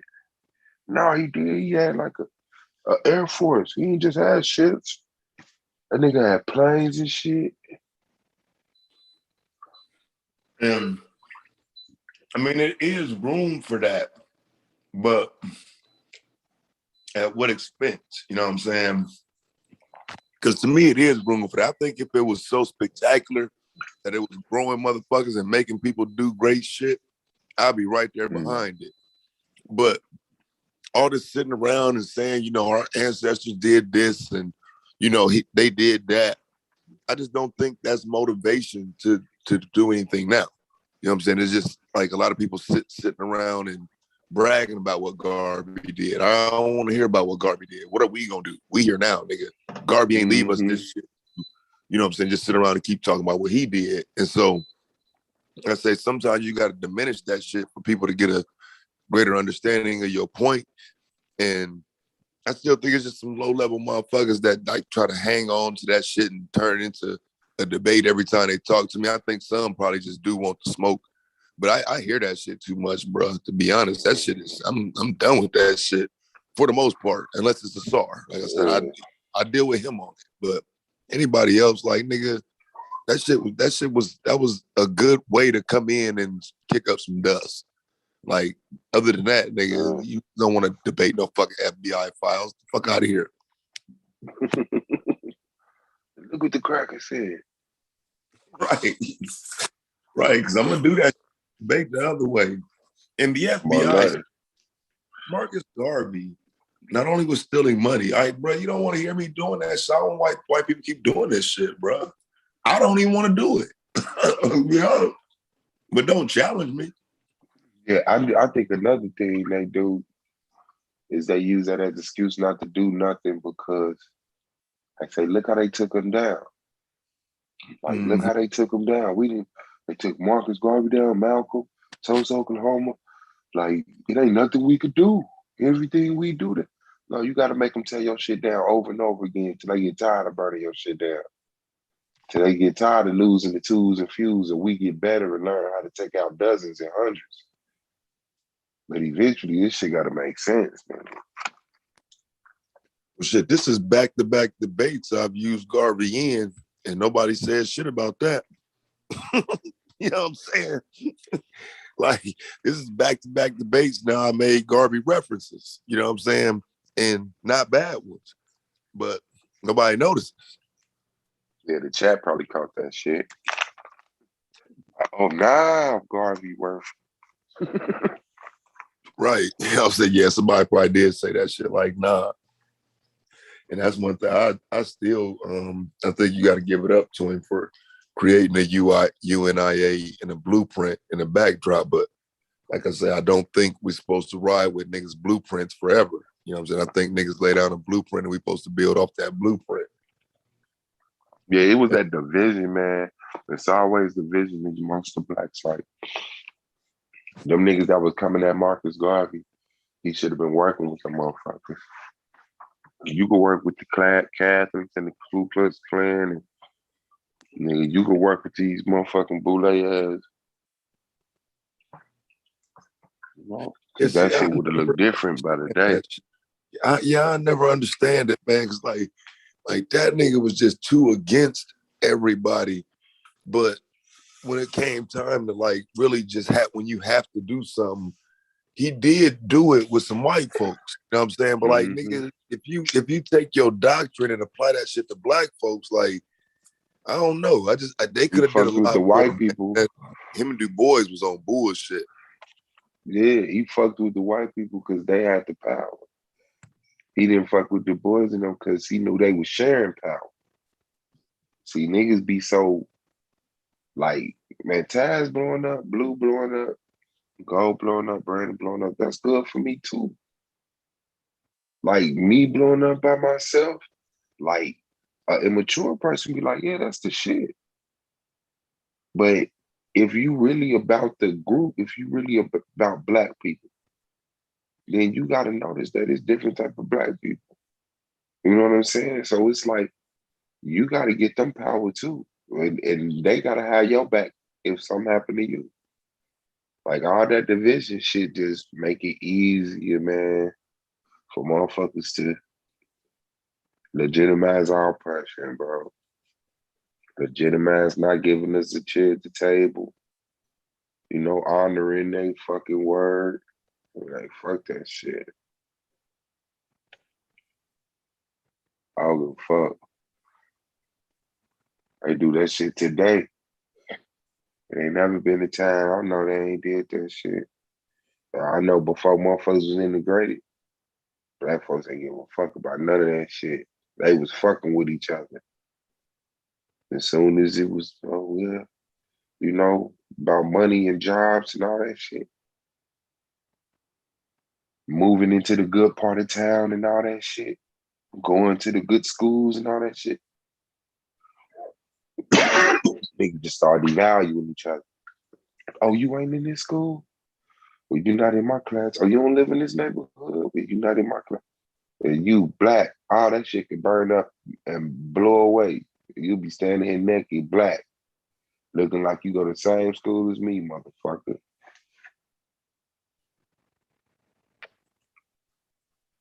If you give a fuck about black people, you gotta give a fuck about black people, period, man. That's it. Black people. Right. That's just it.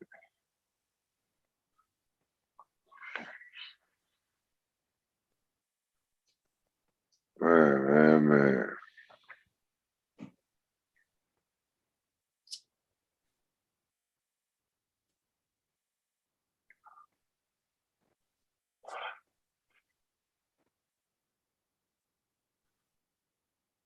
Brandon, where that baby at? Okay.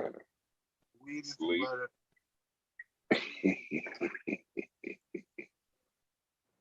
Man, that nigga got him a little chubby little bird, man.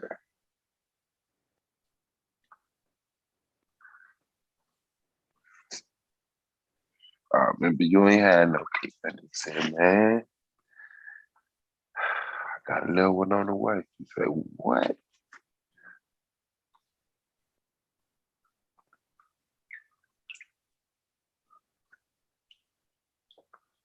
Asar versus A-Dot, man, that shit is here. Yeah, That that's shit tomorrow. Yeah, they on is deck. so easy, bro. Yeah. Yeah. That shit is tomorrow. They was talking that shit. Yeah, I dozed off earlier. They was definitely going in. Talking that shit. It was definitely going in. And see, I mean, that's crazy because they was going a little deep in, I mean, obviously it's not in their debate. So, you know what I'm saying? It's interesting how deep they was going into their arguments, and none of that is probably in their topic. Oh, yeah. I don't know. I think A9 shit. I believe they was. I believe they went into other shit, but A9 was keeping that shit right there. Diminishing 401k and talking about annuities. Shit, insurance. If your insurance ain't jiggy, annuity style. All right. You gonna see. Shout out to the judges who I wouldn't want to be. For real.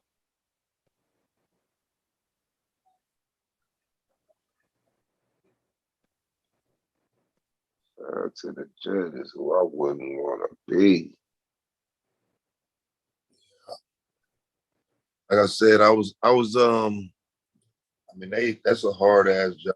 I don't know if they even get enough credit for that shit, but I mean, they have to sit there and take notes like a motherfucker. Like for them to read back some of the shit they be reading back and how much of it they paid attention to and all of that shit, man, that shit crazy, bro. Yup, the execution.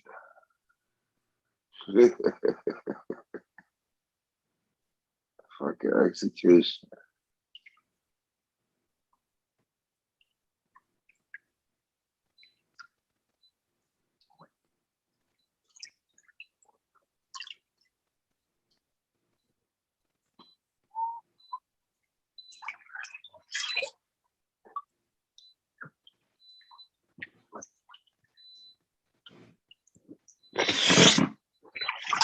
Season 4, September 1st.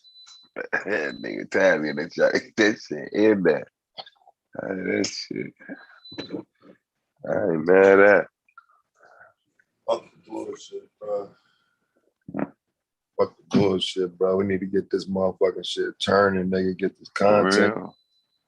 That's And that'll help the channel for real. Coming right back like that. Yeah, You know, like it's cool. Like a lot of the debaters They had an off season. Don't get the people off season. Don't get the people in the off season.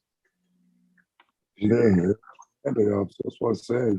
Niggas in the off season now, nigga. I don't need no off season. Let's go. Let's get to it. Because even if the Asar or Anon ain't ready in a month, they don't have to be. Like, you got plenty of time, but nigga, we need to get started, nigga. Like, shit, tired of hearing about who coming and all that shit, nigga. Let's get some shit on the road. Let's get some shit popping. So yeah, it's been enough of an off season. You know what I'm saying? For real. Malak done been off for a while now.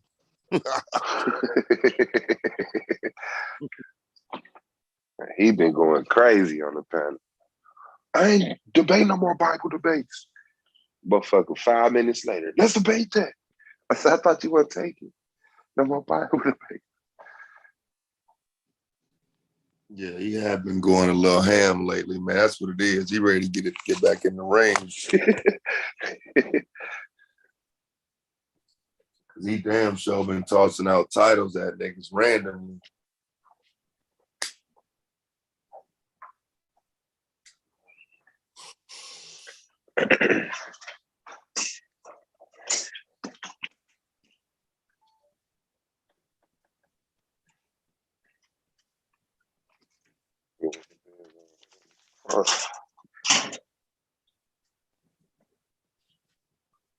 Oh man. All right, let me try it again, fellas, man. Tomorrow, man. Yeah, I'm going too, man. All right, for sure then. All right, bro. For sure, yeah.